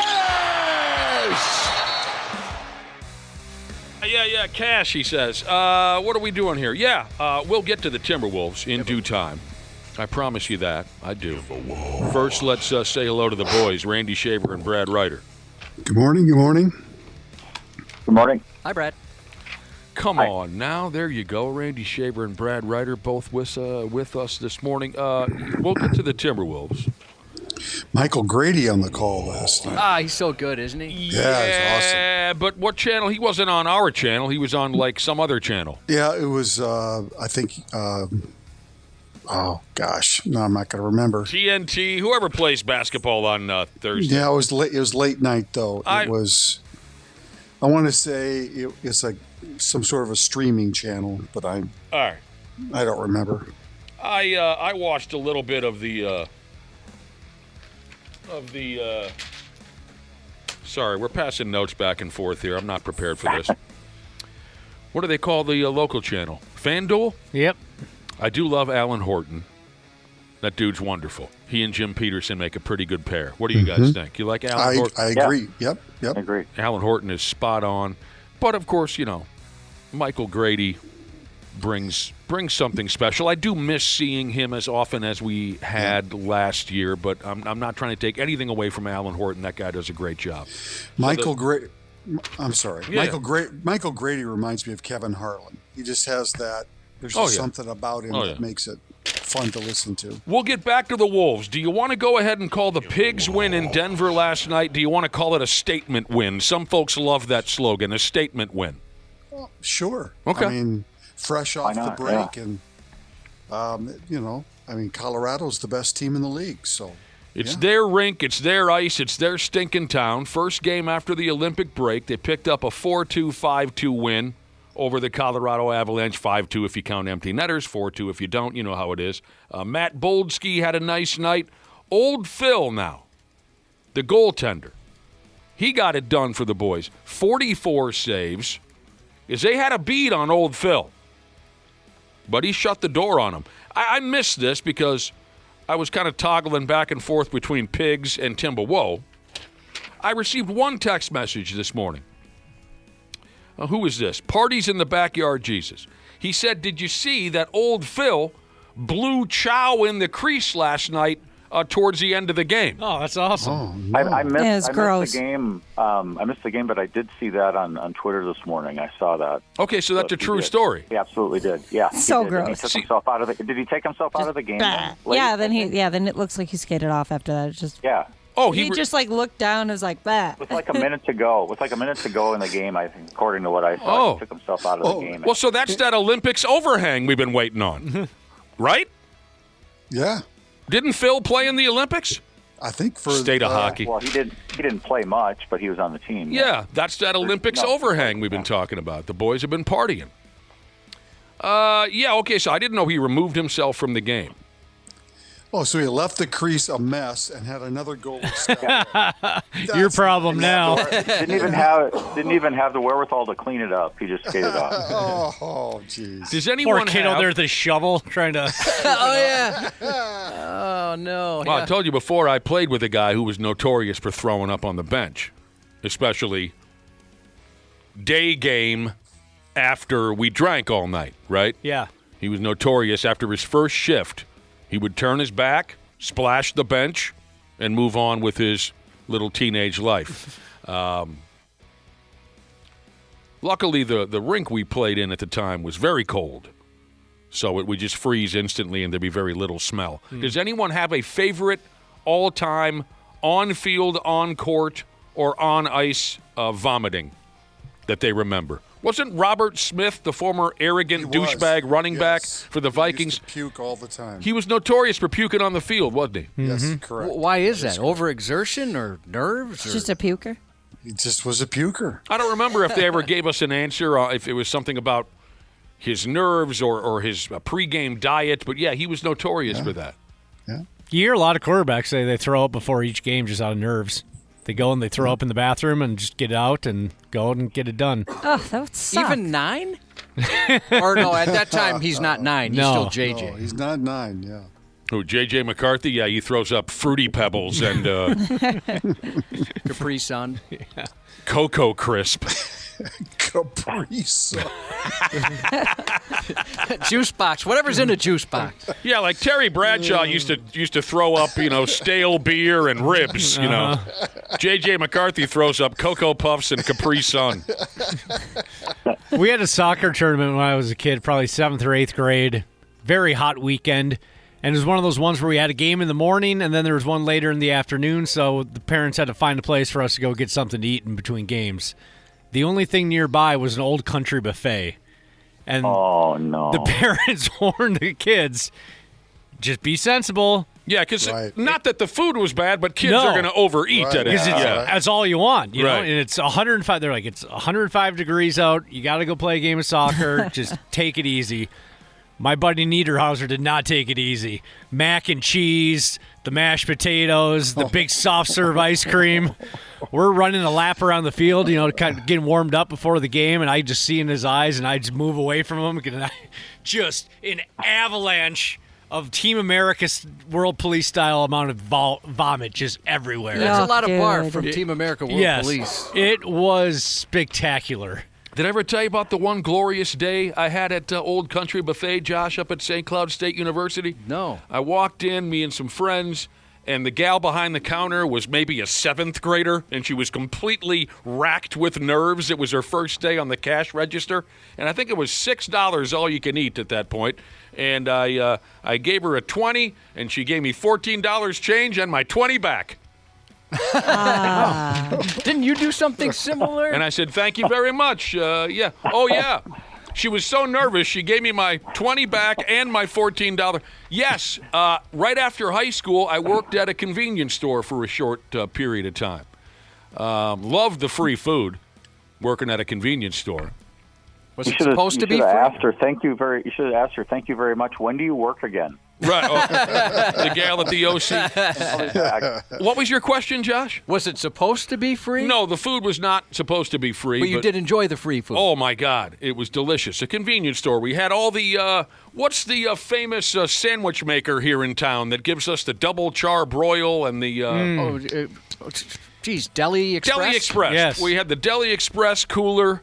We had all your different flavors of Dorito. It was just glorious. That chuck wagon, man. Nice work on that, don't you think? Yes, beautiful. I used to dominated. You perfected food with that. I used to eat 2 at a time. Oh, me too. So anyway, and a Capri Sun. I was junior year. Oh, go ahead. I was going to give you my throat. Talk to us, Brad. Talk to us. Junior year of high school, I was not pitching that particular day. I was playing the outfield, and I had not. I think I've told you this story before. The only time that I tried to. I threw up, and that was the day. One of the seniors had some in the dugout before the game, and so I wasn't pitching. I was playing like right field, and so I'm like, sure, I'll take a little bit of that and try it. And by the second inning, I was throwing up in the outfield. Coach wanted to know if I was okay. I'm like, yep, I'm good. I'm fine. Is it cool, Nick, that I only almost threw up? It is. Because I had a big chaw in, didn't I? Yep, I said I gave Josh chew years ago here in the studio. And I said, if Mommy asks, tell her it's Oreo. Which brings up, did anyone hear me? Yep. Oh, okay. Yeah. I thought maybe I was drowned out. If Mommy asked, Josh got almost sick. You almost threw up. I didn't know it could do that to you. I didn't know. I mean, it was like gives you where a I felt buzz. like I turned green. I was spinning. I just got really lightheaded. Yeah. Just really weird lightheadedness. Josh got really pale and sweaty. Yeah, had no clue that's what would happen, and I did feel like I was going to throw up. Yeah.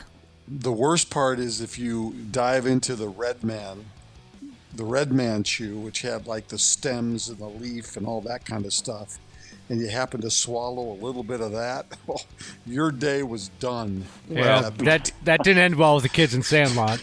Yeah. Well, if you're not man enough, your day is done. Josh was asking me about my convenience store story. Yes, for a brief period of time, I worked behind the counter at a convenience store. We ate up all the Deli Express and had a lot of laughs. One morning I came in there. I'm certain I was still drunk. I think I slept 45 minutes before I checked in at the convenience store for the early shift. All the jabronis coming in to buy their packs of cigarettes for the day.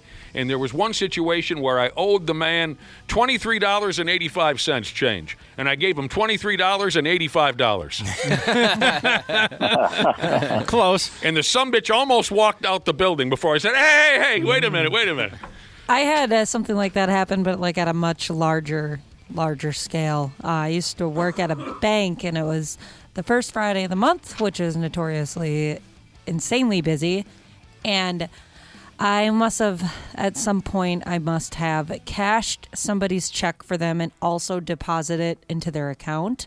And of course, they're not going to say anything because it was like $1,400. Ooh. So yeah, they ended up getting away with that. That was nice. And we tried calling them for like a week afterwards, different days, different times of the day, and they never answered the phone. So I thought the bank could just pull that back relatively easy. They can't, huh? Nope. Man. Yeah, I've that sucked. Never had a windfall like that. I mean, Nick, you've told the story before. Didn't you have a buddy who there was a check or something deposited in their account that they just immediately went to the ATM, take it out before the bank could? Boy, I don't remember that. I thought you'd said you had a friend that, and you had warned them, like, hey, they're going to get you for something like that. I don't recall any of that. Sometimes you'll hear, I know there was a stupid news story about some guy that got his entire workplace, every paycheck that should have went to his coworkers in his account. And he said, F you, it's mine. You can't have it back. All right, I made a reference to the story. I might as well tell it again because it is one of my favorite stories. In my neighborhood, there was a family down the street who were a little squirrely, and there was lots of them. There were kids who were 20 and kids who were 2, and there was a lot of them. And I was buddies with a couple of the older brothers. So I was probably like an 8th grader, and I rode my bicycle around the neighborhood, and the whole family, like 30 of them, are just rammed. Is it the Rivers family? Yes. Only much more unwashed. I rode my bike past their house, and they're all just ransacking the property, all ages of this family. And I pulled my little bicycle aside because one of the older kids who I was friendly with was standing there. He was probably 17 or 18 at the time. And all the older guys in this family chewed Copenhagen. And I'm not kidding you. As I'm straddling my bicycle, talking to the older kid, one of his younger brothers walks up, and this kid still had a diaper on his ass. And the older guy is packing a Copenhagen into his yapper, and the little kid goes, And the dude pinches some Kopi, puts it in his little brother's lip, and he says, if Mommy asks, tell her it's Oreo. Oh, my God. Just addicted. We started by talking about famous on-field, on-court, or on-ice vomiting. So Robert Smith was one that we remember. Mm-hmm. As I said yesterday, I know old hockey. I don't know new hockey. But one thing I will always remember is watching an NHL playoff game, mid-'90s, Philadelphia Flyers. Don't remember who they were playing, but the Philadelphia Flyers had a very talented defenseman at the time by the name of Peter Svoboda. He also played for the Montreal Canadiens. Very slick with the puck, kind of like a poor man's Paul Coffey kind of a character. So I'm watching the game, and a very intense playoff game. And the camera shot was from behind the Flyers bench, so you see all the last names, Lindros and this and that. Peter Svoboda is sitting on the bench. And as they're going to commercial, Peter Svoboda, you see his body kind of begin to retch, kind of begin to rock back and forth. And he unloads this rainbow of vomit from the bench onto the ice right as they cut to commercial. I'll never forget that. It was glorious. So the Pigs go ahead and get this win on the road. Joel Eriksson Ek had a couple of power play goals, but old Phil was the guy.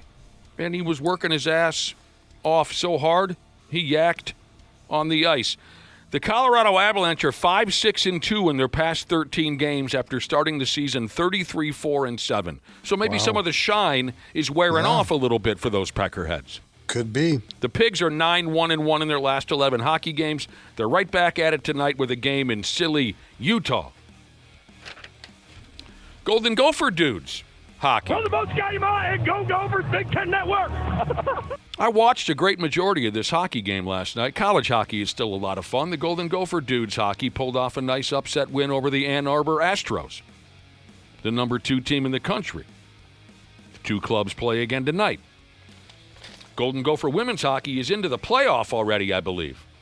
They're playing St. Cloud State in a best-of-3 setup this weekend, so that tells me that it's playoff time. Conference, anybody want to help me out there?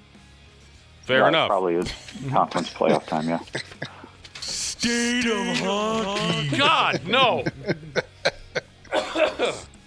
It's either that dude or PJ just lurking and waiting to scare the life out of my body. They get paid to do one thing, and that's it. If you ever got the hiccups, those guys will cure them for you.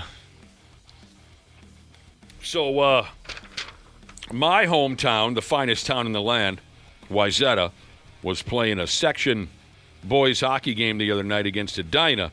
And there was a wacky goal scored in the game, so wacky that it made SportsCenter. Randy Shaver and Brad Ryder, did you hear that the lead anchor on SportsCenter mangled not only the name of my hometown, but Edina and the name of the kid who scored the wacky goal? Oh, my gosh, that's terrible. Well, we said earlier. It's their one moment to shine. Well, of course. I mean, what we said earlier, you really can't criticize people who aren't from here for having trouble with our town names. Yeah, I think so. I disagree with that, Nick.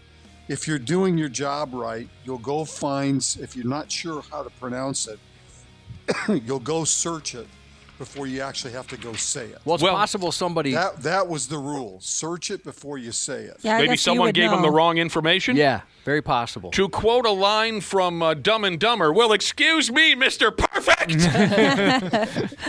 No, I understand with your profession, or at least your former profession, you probably made a point of doing your best in those situations. Right. Minnesota high school hockey, Edina taking on Wayzata right here. Bode McConnell with the puck, hits it off the wall and crawls up the net, and McConnell comes back to put it in for the goal. Take another look at it right there. One of 3 goals for McConnell as Edina wins it 3-1. Good old Minnesota hockey.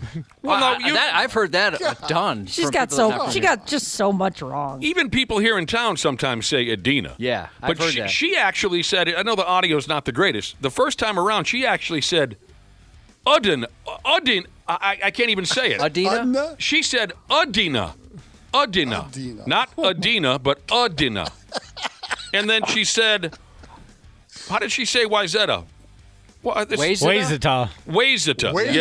Yes, Wayzata. I wonder if maybe there's somebody behind the scenes at SportsCenter that's from Minnesota and said, hey, they're really sensitive over there. We can get them going in a big way right now.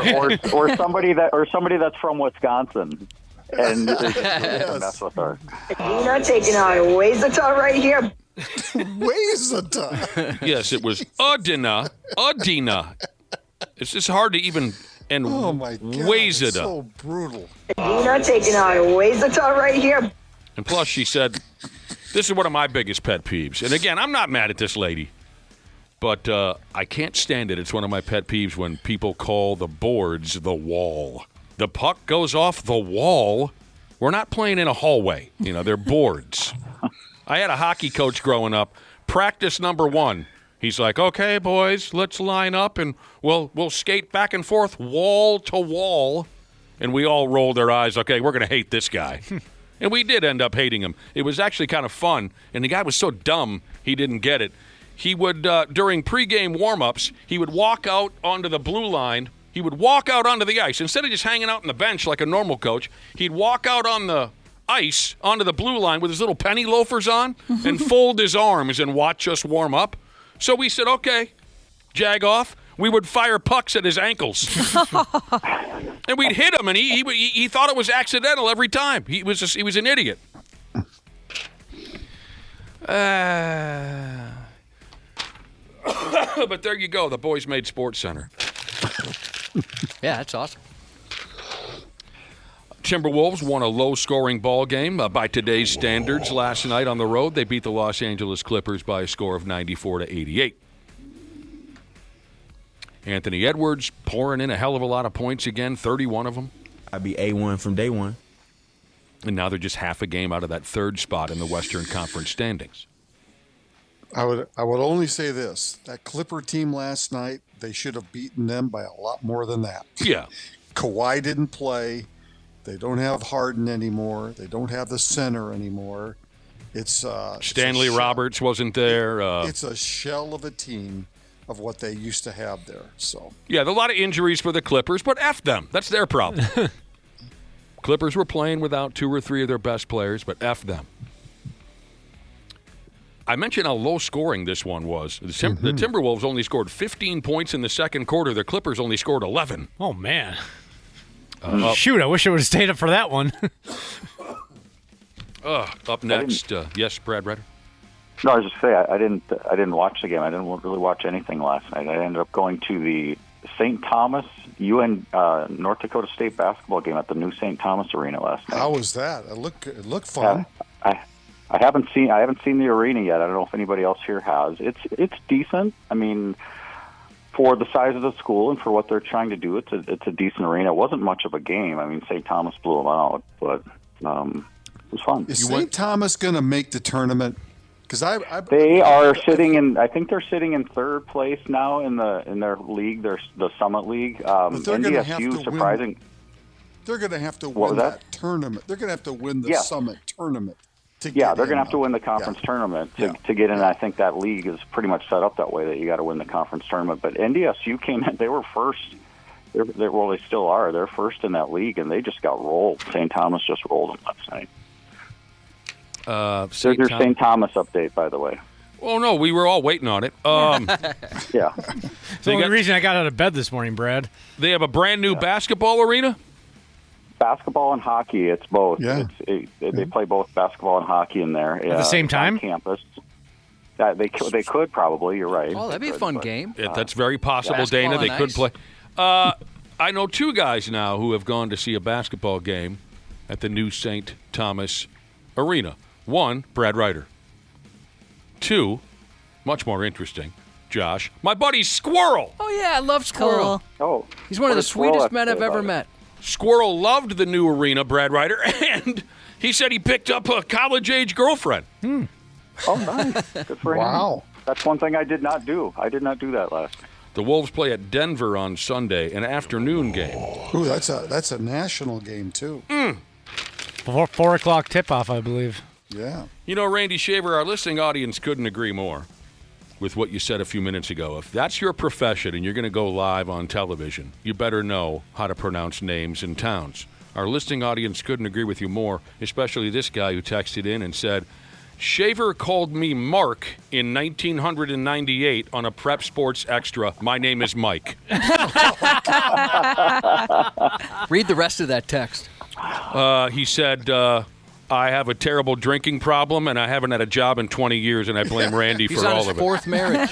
He can't see his kids. What the heck, Randy? No, he said all of his friends were watching because they knew he was going to be on Prep Sports Extra that evening. You called him Mark instead of Mike, and still to this day, people call him Mike to embarrass him over Mark. it. Yeah, they call him Mark now. Or whatever the wrong name was. People still call him the wrong name to embarrass him and hurt him. So what were you saying about making sure you know what you're talking about before you go on the air? My point was not to mispronounce the name. Oh. Mark, I didn't mispronounce Mike or Mark. No. Oh, I see. That's yeah, a you good dominated. point. If his name was Mark, you pronounced it perfectly. Yes, that's correct. You are. That's a good point. Even though you had the wrong name, at least you pronounced the wrong name properly. That's correct. Which is evidenced by how many people call him Mark. Yeah, so Randy's right. Anthony Edwards is going to have to send some money to the National Basketball Association because it was a late game the other night and none of us cared to stay up. We missed that game against the Trailblazers Tuesday night. Edwards threw the ball into the stands at halftime, so they're going to fine him $25,000 for that. Not a big deal. No. One of my favorite utility-type players is back with the Wolves. Yeah. Kyle Anderson, they call him Slow-Mo. And if you watch him play, you'll understand why. Slow-Mo has agreed to be bought out or released by whatever team. Memphis. And the Wolves are going to hire him to play some more basketball here in town.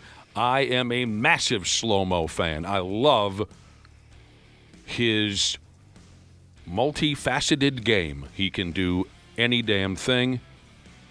Kyle Anderson is a pimp. He just brings that veteran presence to the team. A veteran presence, actually, that's going to be on the floor, which I think, they need that bench. They need the bench depth. So that helps them, for sure. And as we learned a few years ago, I think I still remember this correctly, he will run his yap on the bench. Yes. Until Rudy Gobert attempts to punch him. Wasn't that slow-mo that Rudy tried to punch him in the mouth on the bench? I think so. Hilarious. I love that. Like I said, I think they need that kind of presence on this team right now. Did anyone else enjoy watching the video of NBA veteran Bobby Portis of the Milwaukee Bucks? Did anyone else enjoy watching the video of him get tired while playing a game of rock, paper, scissors with a little girl? That thing lasted a long time. Yeah, he went for it. It was a hell of a game of rock, paper, scissors. It's tough to hear in the audio, but did you notice the sound he was making every time he would deliver rock, paper, or scissors? Well, I noticed it towards the end because, like I said, he was losing energy. He was getting tired. Maybe those were sounds of exhaustion? Yeah, that's the way I saw it. I'll play it for you. I doubt it's going to come across on the radio, but hopefully it does. Bobby, any chance you play rock, paper, scissors with her?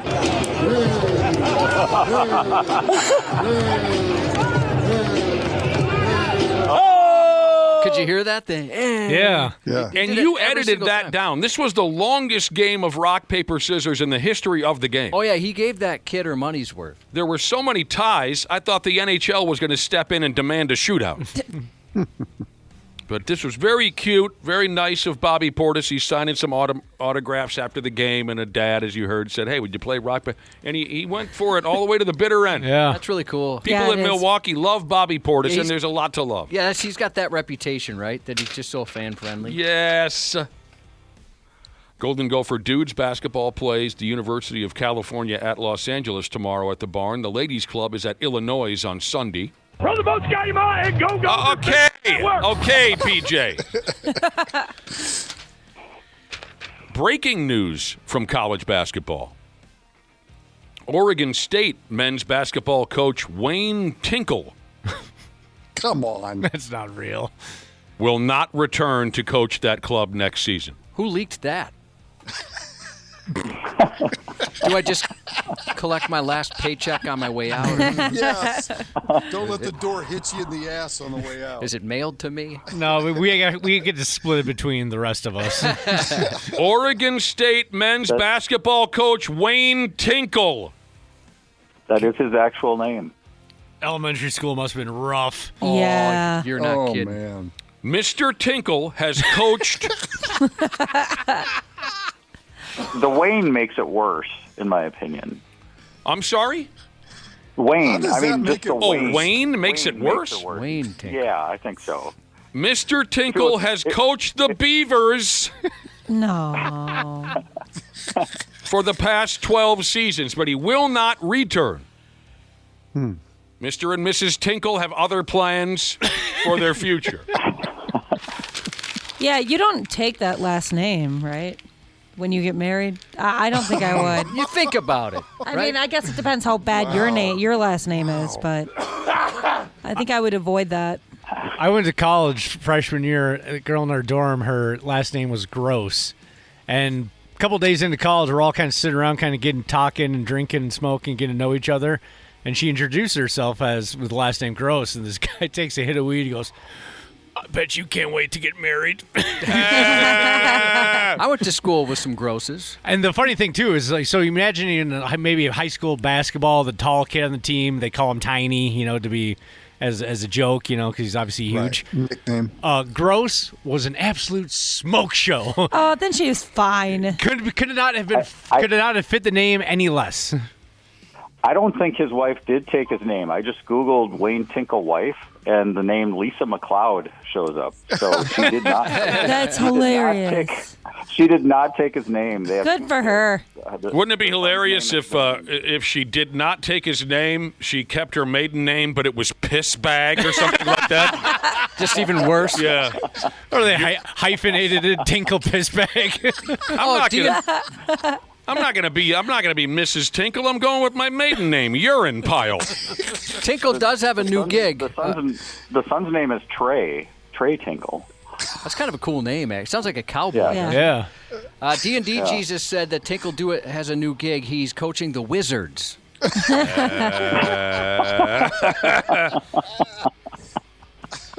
man. I'm sticking with my maiden name, Squirt. Why would I take the name Tinkle and embarrass myself? I'm going to continue to be Mrs. Squirt. My mom and dad. Tinkle. I don't golf. My parents taught me better than that, so I don't know golf. You guys tell me, is this an injury common to the game? A professional golfer got terribly injured the other day by falling down an elevator shaft. Why? What? I saw this story. Yes. Yeah, can you... I don't go golfing at those kind of clubs that have an elevator. You golf, Sounds Ashley? bougie. It does. Brad golfs, Randy golf. None of you have fallen down an elevator shaft as part of the game? No, I'm just a pond guy. I've never even, just fallen down. It's a risky run. Pro golfer Andrea Pavin. He had to be dumped into a hospital after falling smooth down an elevator shaft in South Africa. Apparently there's a golf tournament going on out that way. Folks say he's lucky to be alive. He was staying at a hotel, and he stepped into an elevator car that wasn't there, and down he went. Oh, the door opened, and there's no... Oh, wow. Yep, he had clubs on his arm and everything. He went 7 floors. Never trust an elevator. Do you get nervous in elevators? I hate them so much. He did not die. He dropped 7 floors. He's probably going to take a break from golfing for a while, though. And I'll take an elevator rides. Yeah, I'll take stairs from now on. Yeah, he might have some PTSD from this situation, not be able to get on an elevator again. That's long enough, Josh, you talk about this. 7 floors, that's long enough to scream and then take a breath and scream again. Yeah, that's the worst kind of fall, right? Yeah. Yeah. You can take in a big, deep breath and do it all over again. He hit himself right in the D with his sand wedge on the way down. Oh. Yeah, took a sand wedge to the nuts on the way down. I'd imagine. And he said, "Oh no," and he still had a ways to go. You know what I mean? Oh, this isn't over yet? I'm getting bored. You mean this isn't the worst part? I bet he was distracted by his phone or something, right? I would assume that he'd notice otherwise. I never thought of that. I bet he was fingering his telephone. Probably. A lot of you do that. He may not have to golf. He may not have to golf again if he recovers well. He probably won't have to pay for anything the rest of his life. I'm guessing that hotel is going to be on the hook for everything. For sure. Well, I didn't even consider that. Yeah. Well, you think he can blame the hotel for something like that? Probably. Oh, heck yeah. I'm joking, of course. I hate to even bring this up. Because it just reminds me of how drastically different my favorite sports have become compared to when I fell in love with the games themselves as a kid. One umpire had 5 calls consecutively overturned by the automated ball strike challenge system during a spring game between the Pirates and the Red Sox the other day. Wow. Like I said a few months ago, I'm sure I'll get used to this gimmick, but I was completely content to let human beings call balls and strikes, just like I was completely content to let referees call football games and on and on. I don't like any form of replay. I never will. So this poor ump had 5 consecutive calls overruled by the robot umpires. He must have felt like a damn jackass. So he had to have either the manager or the player or the pitcher call for that. Yes. In order for them to check it. So 5 consecutive times they ruled it. Oh, man. Is it the pitcher and the catcher? I'm sorry. Is it the pitcher, catcher, and the batter that can call for that? Yeah, you may be right. I don't remember. I know we'll get used to it here but I thought there were only 3 people that could challenge it: the pitcher, catcher. I don't know. This guy felt like a jerk. Yeah. Oh, that's a crappy day at work. I'm sure that they keep track of all that stuff too, as far as how you grade umpires. I'm sure that's another way to grade an umpire. So that doesn't bode well for that guy. No, and I think he's a AAA umpire trying to make it to the bigs. I was just about to say, a lot of those spring training games you end up with minor league umpires because the major league guys aren't working every single day in those spring training games either. So, that's not a good look for him. Speaking of pitching, every baseball season, pitchers got to throw harder and harder or else it just ain't going to work. If you ain't tickling 100 miles per hour with your fastball these days, have fun in the minor leagues, right? One New York Mets pitching prospect, a kid by the name of Ryan Lambert, he tried something to up his velocity. And the story says it worked. It says here he would drink 1,000 raw eggs in a month. Oh, God. That sounds terrible. That poor toilet. That poor hen. Oh, my God, she was busy. Putting in work. You think the toilet would be pretty messed up from that? Oh, yeah. It's what, like 30 a day? Something like that? That is a lot of eggs. My mom knows somebody that she works with. She's trying to eat like a lot of protein, and I thought she ate an obscene amount of eggs. I think it's like at least 10 a day. This guy was going for 30 a day for an entire month. He would drink them down. I've never drank a chicken fetus like that. Did your brother? He was into powerlifting. It seemed like in the 80s, like that's kind of what they did, right? Yeah. The TV shows. Deal. Yeah. I don't think so. He was into all the powders and the steroids.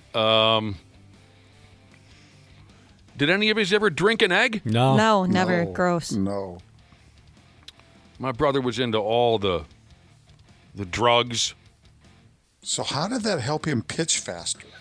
I don't know, but it says here. Oh, first off, you should know where the kid pitched last year. So he's a New York Mets pitching prospect.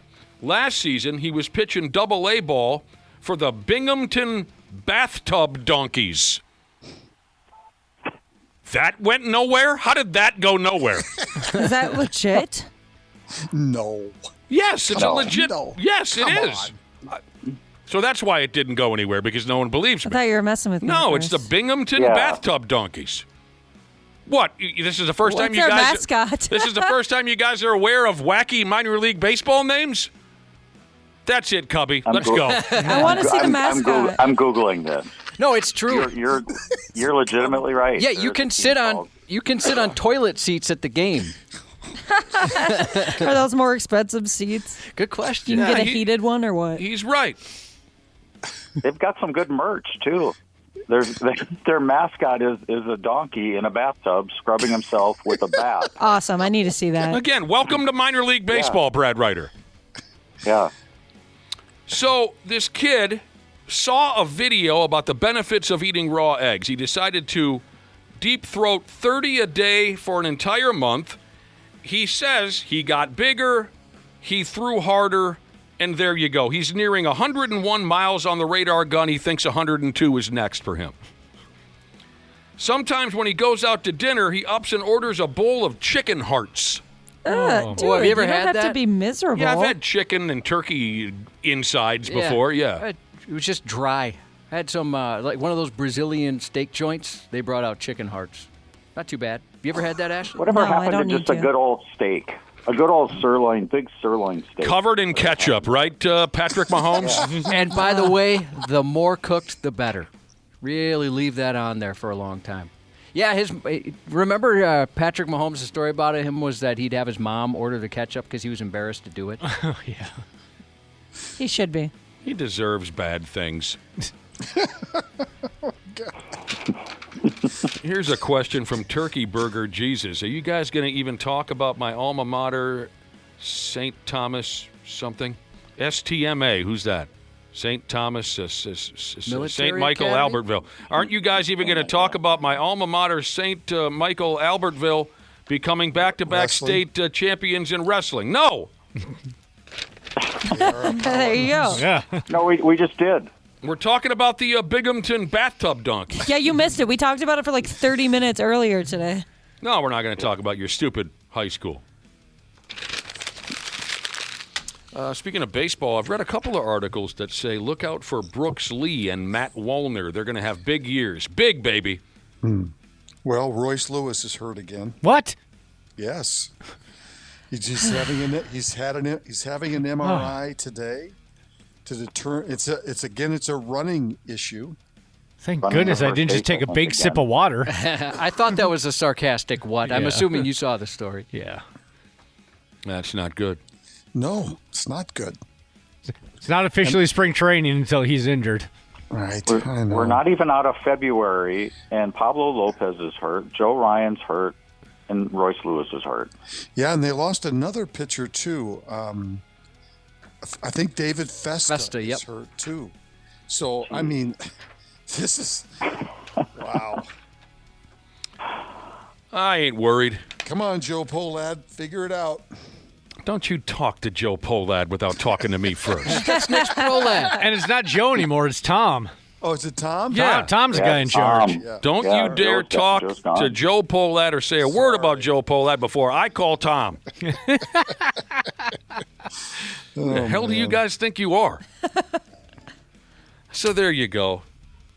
That's it. Friday. What are you guys going? What are you doing this weekend? Anything fun, Brad Ryder, Randy Shaver? Do you guys ever do anything together on the weekends? Well, I can't now because I'm in Florida. Oh, that's right. I forgot. Excuses. Yeah.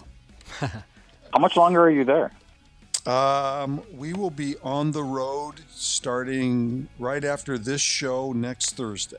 On the road, meaning driving? Yeah, heading back, yeah. Oh. Have you, the two of you, ever done anything together on the weekend? Because I think as soon as Randy gets back to town, you've had lunch? Yes. Well, how was it? Yeah, we had lunch a few months ago in Egan, actually. Who paid? I think I did. Power move. Did you? I know I did not. So I think I did. Yeah. Brad took me to lunch, but Glenn Taylor paid, I remember. Yeah. I watched the moth fly out of Randy's wallet when he opened it up. I'm sorry, Randy, with a friend named what? With our friend Mark Ryan, former Gopher SID. Mike Ryan. All right, well... Mike Ryan, yes. One more week in Florida, you say? Yeah, one more. My family just left this morning, about 4 a.m. this morning. You better, and you haven't gotten a tattoo or created an unplanned baby or anything? I mean, you're do in something Florida. crazy. Created an unplanned baby? Yeah, you're in Florida. I'm way past that. Get a nice neck tattoo. We'll talk to you some bitches next week. You'd look good with that. So thanks, Josh. Both of you look good with a neck tattoo. Half-assed Morning Show. 93X. Well, hello to all the wonderful podcasters out there, wherever in the world you're listening right now. We truly appreciate it. Dana here. Yeah, I'm a sports junkie, I'm a wing lover, and of course a Smart Club member because I trust my home comfort to standard heating and air conditioning, and I really think you should too. Right now it's HVAC Mania, and these deals will help offset the cost when your brackets get busted. You can score a $45 coupon on a furnace tune-up, normally $148. And no, it's never too late to show your furnace some love. And if your system's about to crash out like a 5-seat against a 12, now's the time to replace it on your schedule with 0% financing from Standard Heating and Air Conditioning. Go to standardheating.com and mention 93X. Standard Heating and Air Conditioning, providing the comfort you deserve since 1930. Years of hard work, and now you've got pain in your back, your shoulders, your knees, maybe your joints. You need help. Randy Shaver here with the answer. Dave Bialke. He's got over 30 years experience in getting workers' compensation benefits for people just like you. Don't suffer. Call Bialke Law today, 763-571-2410, or go to bialkelaw.com. That's BIALKE law.com. And it spells relief for you. Mic Drop. You ready? Let's do it. Hosted by former Navy SEAL Mike Ridland. It's unfiltered. You know, when you go to the sound of the gun, bam, you're gone. It's weird. I mean, I've had so many near-death experiences. It's raw. I love this country. I offered my life to serve this nation and protect its people. The question, you know, what's the meaning of life? And to me, it just boils down to one single word, which is purpose. Mic Drop. Follow and listen on your favorite platform. Minnesota State Trooper Gordon Shank. I called you to report a crime that I don't have nothing to do with. I'm not involved in the crime. I didn't perpetrate the crime. On the 93X Half-Assed Morning Show. Oh, God. I took too big a hit. It's been a while now. Welcome back to the Half-Assed Morning Show. It has been a while, but our friends from the local law enforcement community, have returned in full force live in studio. If you have something you'd like to share or a question for a peace officer, our text number is 651-989-9393. Welcome to the program again to Get Some, Gordon Shank. Hey. Hello. How you doing? We're calling you Get Some. All right. And the pimp. Oh. Mikey Lee. I'll take it. Yeah. What's going on? How you guys been? Great. Been a long time. It has been a long time. Way too long. Busy. Busy It's in been busy. what way? What are you doing? What Personal life, Personal, work, both. Yeah. You got a lot of kids. I do have a litter of kids. A lot of girlfriends. Your personal life has been a living hell? Is that what you're saying? Oh, Get some? it is. It's sports, it's hockey, it's cheerleading, it's all the Divorce things. attorney. Yes, Maybe I'm taxing. kidding. Are you coaching? God, no. I coached baseball and football for my 8-year-old, but I never played hockey. Grew up in Cincinnati, as everybody knows. I wasn't a big sport there. You don't look tough enough for the game. Here we go. Josh, You're too pretty. Josh was saying before you got here, you're too pretty. We were wondering whether or not you were a hot. Mikey, what's your athletic background? Talk to us. In high school, I did a little bit of wrestling and a little bit of football. Did you get Did you get the back knee? No. Never the ringworm or anything? No, I stayed clean. You never raw dogged it. Before the insults start coming your way, you should know you got a couple of texts already from folks that saying they want to show their appreciation for all you do and say you don't get enough credit. Oh, thanks. Thank you. We appreciate having you guys out there for sure. I thought there was a butt coming. I did too. No, I was just, I wanted to get that out of the way because I'm sure it's going to change soon enough. Yeah. As I said, we welcome questions or comments for Get Some or the Pimp. But also, usually when you boys stop by, you've got a agenda of some sort. Is there something that you're warning us about, something you're pushing on us? Absolutely. Yeah. Yeah, so on March 2nd, the LIDO application process opens, which is our law enforcement training opportunity. So if you have a 2 or 4 year degree in any discipline, doesn't have to be law enforcement, from an accredited university, we'll take your application and you can apply to become a state trooper. How old can you be? Is there a cutoff on that? You just have to retire by 60. Yeah. That's the cutoff to retire. So. Oh, so if you're 60 or over, it's not. Right. We had a guy. We had a guy in our academy that was, 50? 48. 48, yeah. He did 30 years military. Yeah. So if there's someone in our listening audience that wants to spend every day of the rest of their lives until they're 60 years old, that doesn't make any sense. If there's anyone in our listening audience who wants to wear brown and tan until they turn 60, how do they apply? Yeah, just go to our website. If you go to mntrooper.com, that's the easiest way. And again, it opens up March 2nd, so it's actually not open right now. Okay. And I expect to see both of your applications. Yes. Well, I'm going to wait till I'm 59 and a half. Do I still get a pension? That's smart. Might get a, How long do you got to work there to get a pension? We're 10 years. Yeah, before you're vested. 10 years? I couldn't do it. I'd have to jump in there real quick. You're tough enough. I don't have the cardio. Because you guys run after bad guys and whatnot. That's my number one drawback in any aspect of my life is that my cardio is garbage. Yeah, how far? Do tasers go 21 feet?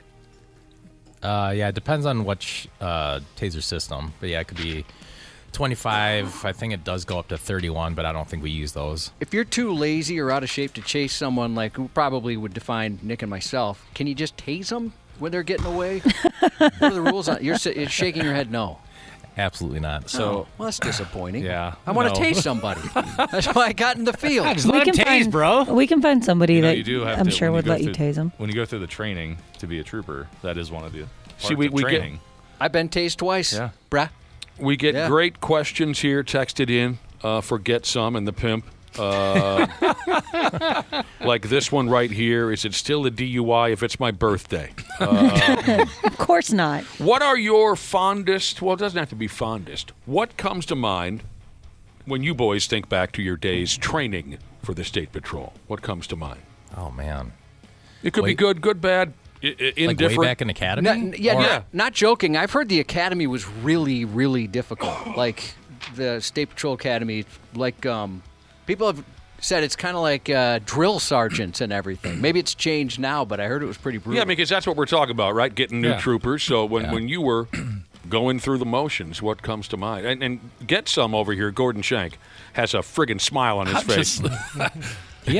I'll tell you, he probably had an easy time. It was hard for me Because I was following the instructions, doing Here the we thing. go. Then I had to hold Gordon's hand and help him through everything. That's not true. I had to do double duty. Who finished higher in our class? Listen, that was rigged. Yeah. I had a recount. Gordon, you finished a little higher than Mikey? I don't even remember. I think You so. know, just, yeah. Yeah, just say it. You Third in know, our I can academy. see the look on your face. Were you guys in the academy together? Yeah. Yeah.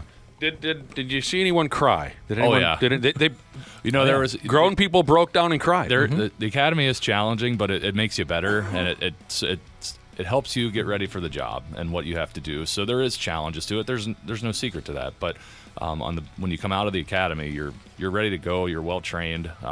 But yes, there was one individual who went to bed crying, and when I woke up in the morning, they were still crying. Oh, no. I'm like, oh no! Did they end up making slept. it? No, they No. didn't. I know who you're bad. talking about because, yes, I heard them crying all night I'm like, as well. man, but they also made some mistakes, and they were held accountable for those actions, and so they were upset.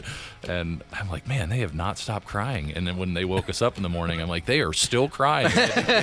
Wow. They've got the lung power. That's impressive. They could probably chase down a suspect. I don't know if you were listening earlier, but we had a long conversation about vomit earlier this morning. Were there any drills that you go through that you might have yacked? Yeah, what is the toughest physical part you have to pass? Oof. I think it depends on the person. Sure.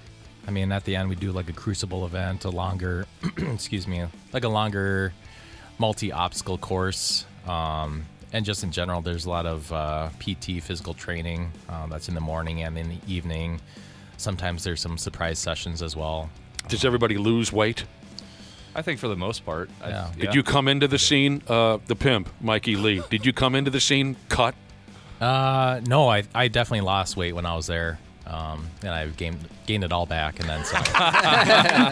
Good man. All right, here's somebody that says they're getting tased Saturday for skills. What should they expect? Are you sure? Skills on Saturday?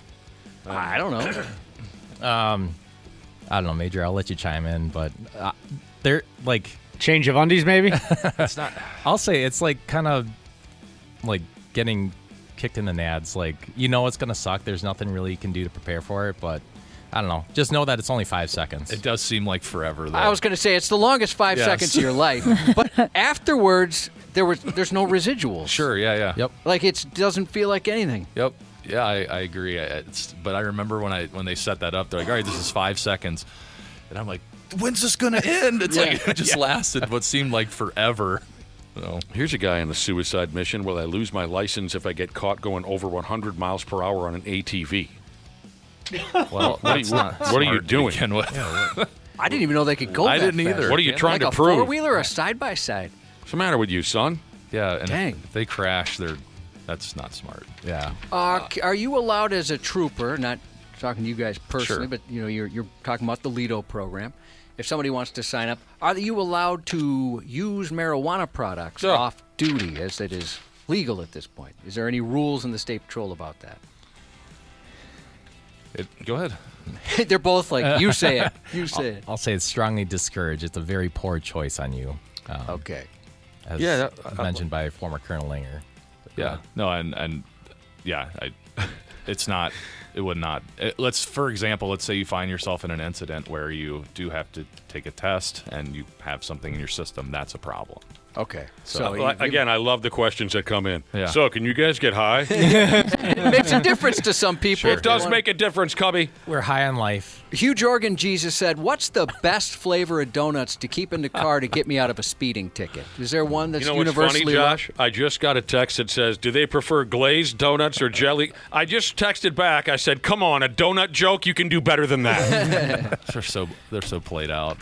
Rotato Chip Jesus says, have you ever seen anyone having sex with roadkill on the side of the road? Oh, my God. Are you familiar with this story? From donuts to banging roadkill. God, no. You didn't hear about this one? It's one of the worst stories ever told on this program. I'll spare you the details. But no, give them the details, Cubby. No, well, okay, I will.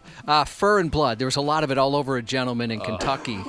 Kentucky, this does not. And a strange fluid in his beard. Yeah, some sort of mystery fluid. They didn't say. He was caught being intimate with a deer. Some roadkill on the side of the road. You guys heard anything like that before in your time in the State Patrol? No, thank God. Is that a call you go very slow to and hope the new guy shows up? Oh. Sounds like a call for the locals. Yes, that's a city or not even a trooper. Yeah. Don't call the state cops for that, man. Call the local guy. He's not doing dick. Oh, man. All right. It happens. We don't see you guys terribly often. We do get a lot of similar questions. But, there's always new listeners, and this is all new to some people. Conceal and carry protocol when pulled over. Let them have it again. Get some and/or the pimp. Conceal and carry protocol when getting pulled over. Yeah, so we as law enforcement appreciate if you let us know if you're legally carrying or if you're carrying at all, and just where it is. Obviously, tell us with your words, not with your hands. And then if you are asked if there's a weapon in the vehicle, you have to answer us correctly. Okay. Oh, I didn't know if you were joking or not. Yeah, so you're saying yes. Yes. Oh, this is a good one, too. Do you have a favorite high-speed chase song that you put on the stereo? Oh, yeah. Do you have a favorite high-speed chase song? And then you put on, like, driving gloves or anything? No, I follow policy. No sound. Turn off the FM radio, and yes. Boy, I've seen some of the chase videos from a former trooper that used to work with you guys, and horrifying. Well, horrifying. I can't even imagine. What? Just how fast they're going? Well, this particular gentleman, I'm sure there's department policies, and I don't know if he followed them or not. But my goodness, just watching the video, I wasn't in the car, nothing to do with it. But I can think of some troopers. Yeah, talented driver. I'll tell you that much. Do you guys ever work with partners? So we have like a shift we work with, but we're usually solo. Yeah, in the motor vehicle. Because a listener wanted to know if, let's say, you were passenger seat. Let's say you partnered up one night for some ungodly reason, and a high-speed chase kicks in, and your driver, your partner, pulled on a pair of fingerless gloves. Oh boy! Do you talk to when your shift is over? Do you talk to the boss about splitting up that partnership? I might just hit the brakes there. This person is scheduled for a ride-along March 14th. They want to know, is there anything I should bring to let homie know I'm cool? Yeah, what makes a ride-along cool? A big bag of weed. I remember one time that this question was asked, and Dana was talking, like, can I have food in there? Like, can I eat? Like, what is... That was my number one concern. If I ever find myself in a ride-along, am I able to bring snacks? Did the two of you ever do ride-alongs before you became police officers, just to take a look at this and that? Yeah. I rode with a handful of departments. And anything exciting happen? And no. Were you just wide-eyed in the back seat, just like, oh, my God, at first? We're in the front seat. Oh, you sat in the front seat? Yeah. We got to get you boys on a ride-along. Josh has done 79 of them. Yeah, he's done enough for all of us. For other things, police too, stations they're tired of hearing of his telephone call. Yeah, Ashley's right. He's done ride-alongs for all kinds of weird stuff. Yeah, all kinds of jobs. I love seeing what other folks do. His photo is hanging in the lobby of most police stations, not because like a mugshot or like a wanted poster. Just like, do not let this man in. I've become a master of disguise. Remind us, what are some of the other ride-alongs you've done? We got to get you on drugs or alcohol. You got to find a hobby. What are some of the other? Well, quite a few. I mean, a lot of construction stuff. So what do you mean? Truck drivers, You rode with an over-the-road truck driver? Not over the road, a local guy. You rode with a construction crew? Yeah. You're awesome. Did they put you in the back seat of the pickup? Some of them. I got to drive a semi. That was one of the coolest experiences of my life. I mean, that's cool. But I'm like, but why construction? Like, I think don't you know what they do? And I'm not knocking on them at all. What do you mean? Like, that's hard work. And then you watch them tape a few walls, I love all that stuff. And you're just standing there. It's so different from what we do that it's interesting to me. In his defense, there was some construction in my neighborhood, and I thought it was really cool to watch. And then I had my 8th birthday and didn't really care about that stuff anymore. All right, how about it's okay, John. What a jerk. I think it's cool. I think it's cool, man. You have to be 18 to go on a ride-along? You can be younger, but we need legal guardian signature on there. Preferably the mom. Whoever is responsible. How does that work? So usually with the ride-alongs, I've known someone or it was a friend of a friend, right? Like my brother, he's a cop in Bloomington. He'll say, hey, you can ride with this guy or something. Sure. How does that work if somebody doesn't know anybody? Do they just Is there a particular trooper that he's the or she is the ride-along person, or? So what we normally do, we'll get it up from the website, and they'll send it to the captain of the district, and the captain will make the decision on which trooper you'll ride with. Gotcha. So Josh, a listener wants to know if you've ever gone on a ride-along with your neighborhood ice cream man, or with the Google Maps mobile. Have you done it? That'd be cool. I saw another one of those Waymos running around yesterday. yeah. I'd love to go on a ride-along with my mailman, Craig. He's a cool dude.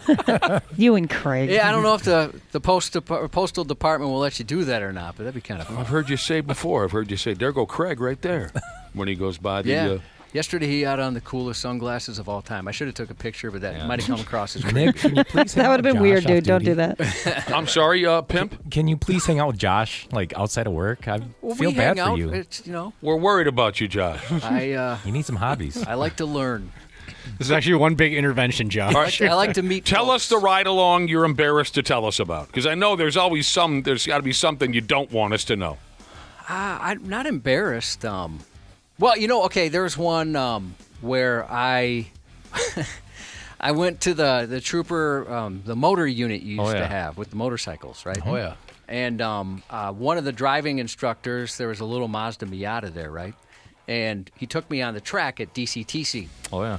And so it was a blast. I was terrified, though, absolutely terrified, but I was hiding it the best I could, kind of laughing and like, wow, this is awesome. This is what men do, and none of us are scared. So he took you for a psychotic ride in a Mazda Miata? Yeah, he was an incredible driver. I mean, he's a driving instructor, right? Yeah. He was awesome, and it was like some of the, that's the fastest I think I've ever gone in a vehicle. Certainly like all the winding parts of that track and everything. But I did think we were going to die quite a few times. So I was embarrassed that I hope that my fear didn't shine through. Minnesota State Trooper Gordon Shank. I called you to report a crime that I don't have nothing to do with. I'm not involved in the crime. I didn't perpetrate the crime. On the 93X Half-Assed Morning Show. Absolutely. We're telling stories back and forth here with our pals from the Minnesota State Patrol, Gordon Shank, Mikey Lee.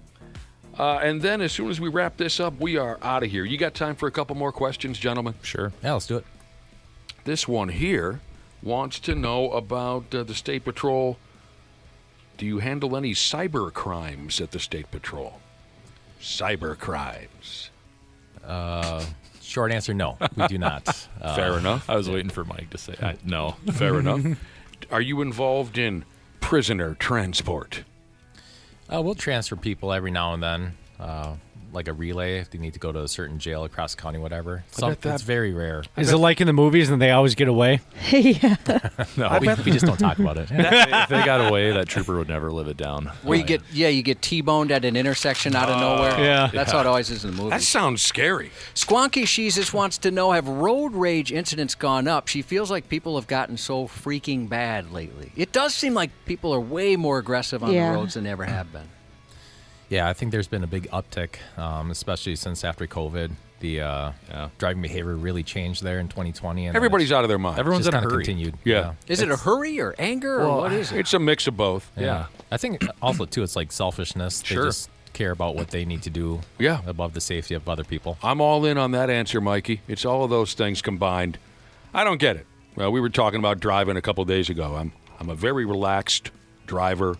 I'm very casual in my approach to driving, but yet then look at my twin brother is an absolute maniac behind the wheel. I have no idea. I don't know what's wrong with some of you. Is it Josh? No, my twin brother. Josh is one of the most skilled drivers I've ever. Yeah. Kind of you to say. He's got a touch. He's got a knack for the game. He does. A horrible driving record though. I used to. He used to go so fast. Yeah, I used to have a lot of speeding tickets. You got a need for speed. I hadn't been pulled over in like 20 years, but I got pulled over recently, and the cop was wrong about it. But I didn't and I know I sound like a douchebag, but he was wrong. He got the wrong guy, 100%. I didn't tell him. I didn't argue. We talked about this. Yeah. You didn't commit the crime. You didn't perpetrate the crime. I did not commit the crime. It's alleged. I was not the guy. He got the wrong guy. But I said nothing. If I would have got the ticket, I would have got the ticket. And what's funny about it is right beforehand, We were at my son's football game, and a bunch of us were talking about the last time we got pulled over because there was a couple troopers there. Sure. And I had mentioned, I'm like, you guys can't get me. It's been 20 years. And then I got pulled over on our way to a restaurant afterwards. Life comes at you fast. It sure does. Yeah, I got to learn, never be confident, because something like that's going to happen. Everybody in the car is just making fun of you. Oh, I was laughed at because we was a few of us driving. Yeah, they definitely laughed at me. A day or two ago, we were talking about the super speeder laws in Florida. Some asshat was going 129 in a 55 because he was late coming back to work from his lunch break. The all-important, I don't want to be late coming back from lunch break, so he puts everyone's lives at risk. Sure. Brilliant individual. I thought maybe we were wondering, Josh, do we have like a super speeder law here in Minnesota? Yeah, somebody texted in because in Florida, I think it's 100 miles or over, you're going to do jail time and they're taking your car. Yeah, so here in Minnesota, if you're convicted of going 100 or more over, you lose your license for 6 months. Okay, that's how you're not doing jail time necessarily? No, unless there's any more external factors where it could be reckless driving. Sure. Dead body in the back or something like that. Play for the Minnesota like Vikings. Now you drive like that and you crash and kill somebody. Yeah. Yes, you will. You'll pay for that one. Yeah, as you should. Yes. I mean, it's a matter of time, right? How often you're doing something like that. Well, yeah, I mean, speed is one of the 4 factors for majority of our fatal and serious injury crashes. So I think what sometimes let's say it's Mario Andretti. It's his birthday tomorrow. That's what made me think of it. Of course. an incredible driver. Sure. But, some folks, maybe you're an awesome driver at 100 and some miles an hour, but you got to remember there's a lot of people that are pretty bad at speed limit. They're just not even good at 55, so that's what they got to worry about, amongst other things. How old does Mario Andretti turn tomorrow? Like 89 years old? 89, I think. Wow. Yeah. Wouldn't it be something if he's just as piss poor as all the other elderly? His turn signal's on. The greatest race car driver that ever lived. Not anymore, though. Some bitch is 89 years old. He's a little squirrely out there. All right, 86. He'll be 86. 86. Wow. All right, one more time before we leave. March 2nd, what is the wonderful opportunity that the State Patrol has for folks out there? Yeah, we're taking applications, so you don't need a law enforcement degree, just a 2 or 4 year degree from an accredited university. Throw in your application and then start the process to become a state trooper. Honestly, if you have questions or you're debating it, just please reach out. You can do that through our website. We have awesome recruiters. If you want to reach out to me directly, you can. I'm sure even Major Shank will answer some questions as a former Lido candidate himself. I went through this process. I highly recommend it if I you're didn't interested. know that. Yeah, I did. It was a great opportunity. So if someone's interested and they have questions, I'm happy to answer them too. What was the last job you both had before becoming cops? I worked at a nursing home, retirement home facility that. Aren't you the sweetest sumbitch that ever lived? Easy there. Keep going, sir. No, I just worked in the food, like in the kitchens. Really? And then how much? A lot of puddings and oatmeal and none. whatnot? I never took any food. That's a lie. That is a lie. A chef did tell me if you starve in a kitchen, it's your own fault. So you stole some Jell-O? No, I did not. Put a little whipped cream on top of that Jell-O? A little Metamucil. Mikey Lee, your last gig before you became John Law. Well, I worked at the police department. I was not sworn. I was a CSO. I was there about 7 months. What the hell's that? Community service officer. Oh. He would just catch dogs all day. Yes, I said that sounds thrilling. I chased away the dogs. I didn't catch the dangerous ones. Hey, can they pull you over? I see our CSO all the time. No, they can't? They're not sworn. Okay. Gotcha. So you were... I saw one when somebody pulled over the other day, and I thought, what in the world is going on? Was it a stall? Yeah, it could have been helping. Oh, okay. That's what I thought. I was like, it happened so fast. I thought, I don't know. That sucks. Calls. You probably think you're good. You had a pickup full of stray dogs and cats. Claw marks all over your face. Yep. Like Craig's dad in Friday. Got a big bite on the ass. I know we're up against it here, but there's people want to know about your squads. Do you have the grappler, the net that shoots out? We do not. You don't. Do you have the, I don't know the name of it, but the spike strips that'll shoot from the side when you can just go parallel next to something? I know what you're talking about. We do not have those. You don't have those. No. We got to get going. Thank you to our guests. First, get some, Gordon Shank. I love it. And the pimp, Mikey Lee. We always appreciate your company. Keep pimping, man. Thanks. And keep getting Keep on some. pimping. It ain't easy, but thanks for being here. Appreciate it, guys. Big Blue Mechanic Jesus texts in a happy 23rd to his beautiful wife. Happy birthday to Hot and Spicy, Crunchy, Nutty, Tasty, Chewy Jesus. And Ford Nut Jesus texts in a happy birthday to his big T-Rex, his little monster, turning the big 06 today. Have a wonderful weekend, everybody. Half-assed Morning Show 93X. Well, hello to all the wonderful podcasters out there, wherever in the world you're listening right now. We truly appreciate it. Dana here. Yeah, I'm a sports junkie, I'm a wing lover, and of course a smart club member because I trust my home comfort to Standard Heating and Air Conditioning, and I really think you should too. Right now it's HVAC Mania, and these deals will help offset the cost when your brackets get busted. You can score a $45 coupon on a furnace tune-up, normally $148. And no, it's never too late to show your furnace some love. And if your system's about to crash out like a 5-seat against a 12, now's the time to replace it on your schedule with 0% financing from Standard Heating and Air Conditioning. Go to standardheating.com and mention 93X. Standard Heating and Air Conditioning, providing the comfort you deserve since 1930.